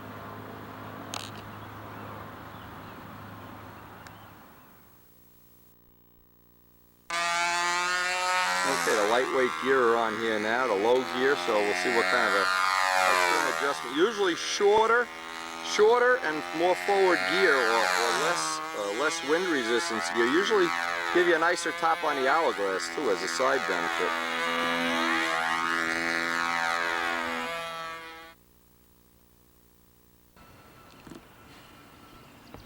Okay, this is just going to be Joe's first test. This is the big 3 blade, the big one.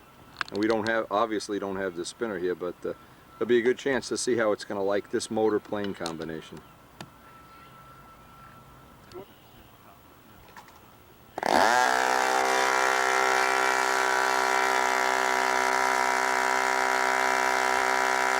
this prop, when I had it on the Red Baron, it really loads the motor a lot more.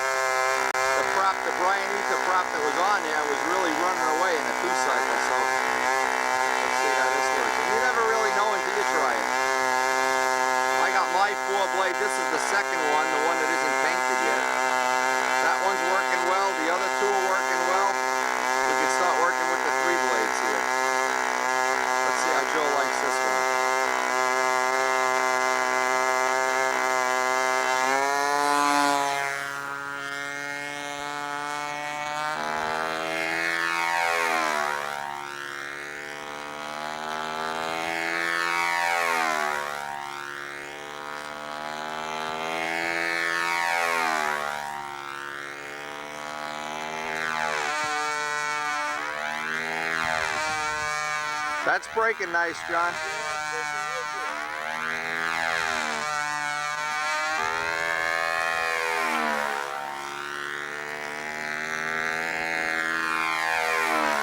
Wing still looks down just a little bit, Joe. Right there, if you watch now as it comes around.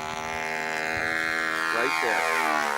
Just ever so slightly. It certainly isn't stopping anything with the flight, but would be nice if we could get that trimmed out eventually. Shortening the gear, I'm sure, are going to be some of that. Now see, it's a little richer on outsides, just a tad, and that's what we were fighting before. Now you're on the rich side of the motor run, so these little things are going to start to surface. Now this, it'll be a hard break on insides. You're braking around 10 o'clock here. See how that brake comes right on? Now on outside it'll be a little, probably just a little softer of a brake.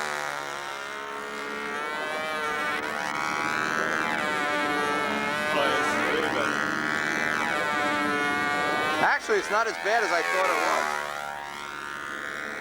See, now what he should do is if he's going to fly the rest of the day out, put a 1 ounce nose weight or something to make up for the fact you don't have a spinner on here.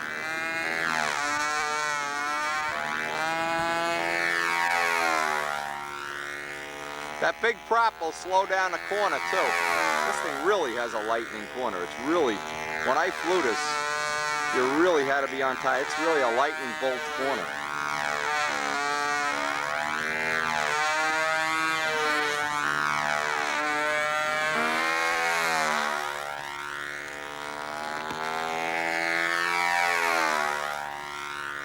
I think Joe seems like he's more comfortable flying a little faster. Yeah, he likes to fly fast. Well, because he hits it so hard. He's a hard flying, you know, he's just very strong, period. All those years of playing football for the Pittsburgh Steelers, you know, you build up that upper body strength. When you're a pro football player transitioning into building dollhouses and model planes, it's tough. See, this is the prop you would want to have on, John, if you were down at the Circle Burner field and it was windy, because this will go through anything. It's just a little, it's going to be racy out on a runway. Out on a runway, you want something as punky as you can make it and still pull a plane. Nice top on the Hourglass. And on my last flight, the air was getting kind of lumpy too, so at least you get to simulate some of this.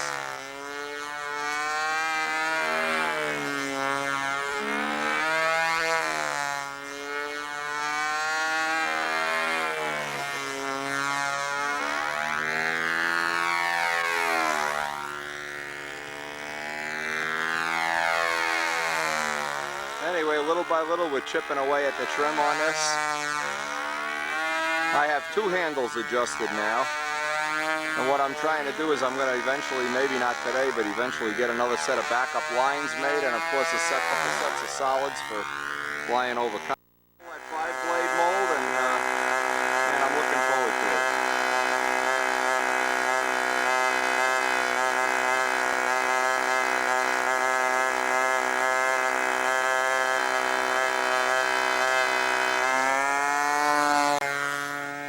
The reason we've been taking off so fast, I don't know if you can tell, there's a big divot. They were driving bulldozers out here over the field. Now this will be a good comparison because we're going right back to back from the big 3-blade.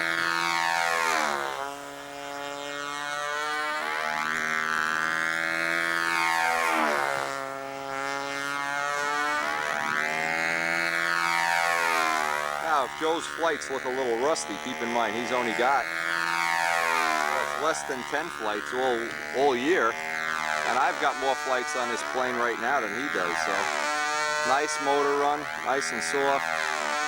He probably is going to like the 3-blade better because he likes to fly a little faster. I like to fly a little slower. So you always have that trade-off, and that's why we do all this testing. That's why we're trying to wind up with 2 of everything here. Plane really looks nice in the air anyway.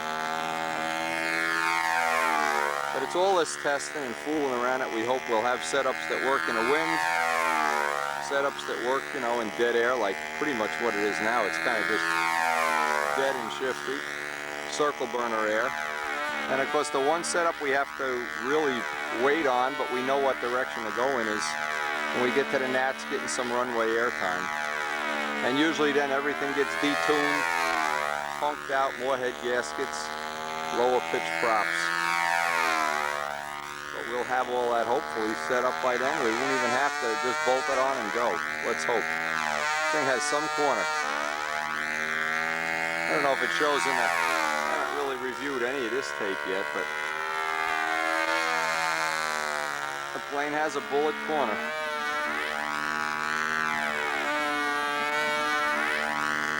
And I'm sure once Joe gets 100, 150 flights on this, he'll just be thrilled.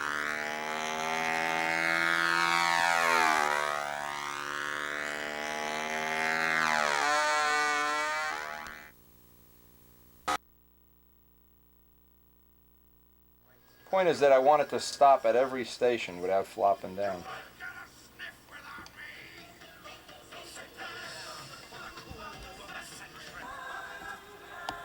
Now it's really been a long time coming, but we finally have what I hope is going to be the first of the Spitfire, Seafire, whatever we want to call it.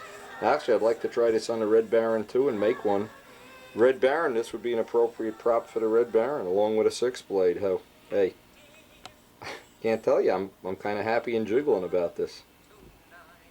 All right, I'm going to start casting up the other one, get ready for that, so we'll have 2 of these.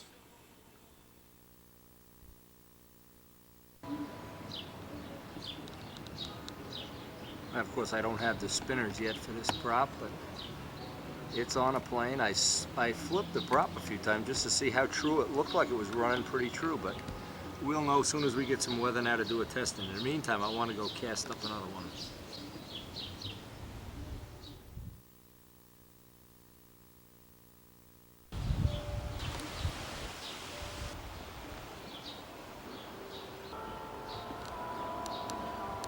Now, I also found this prop would be, hey, if Al Rabe ever comes back to the hobby, I'll give him one for a Sea Fury, no charge. And also appropriate on a Typhoon, so if anybody out there is hot for a Typhoon, you build it, I'll make the prop.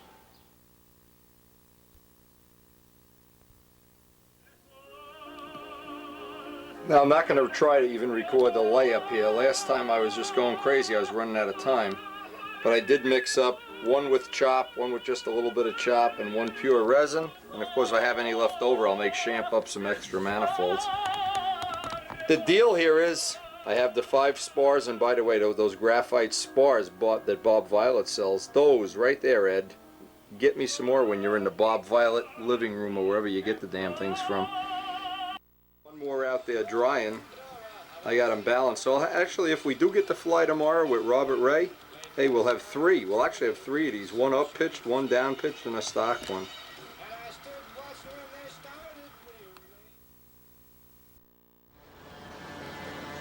All right. Okay. Let's see if we can. This is what we got. 5 flights now. 5 flights. With 3 on that and 2 yeah, on. This will be the second one on this one. All right, we're into prop 2 already of this test.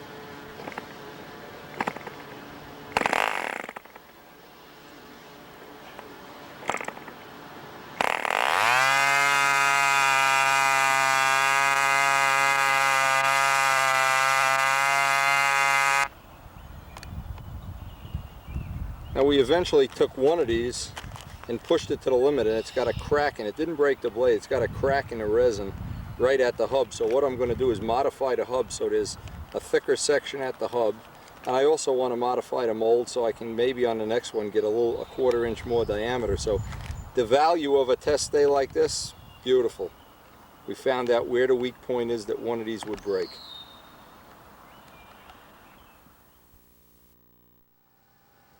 So I hope you enjoyed this little look back at buffing out the original Spitfire, the 5-bladed props.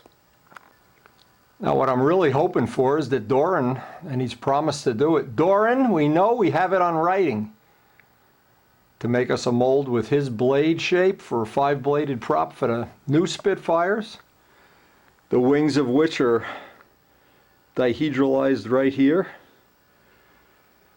It's just, oh boy, at the end of every day, the end of every video, I just keep thinking, how much more fun could I have ever had in life?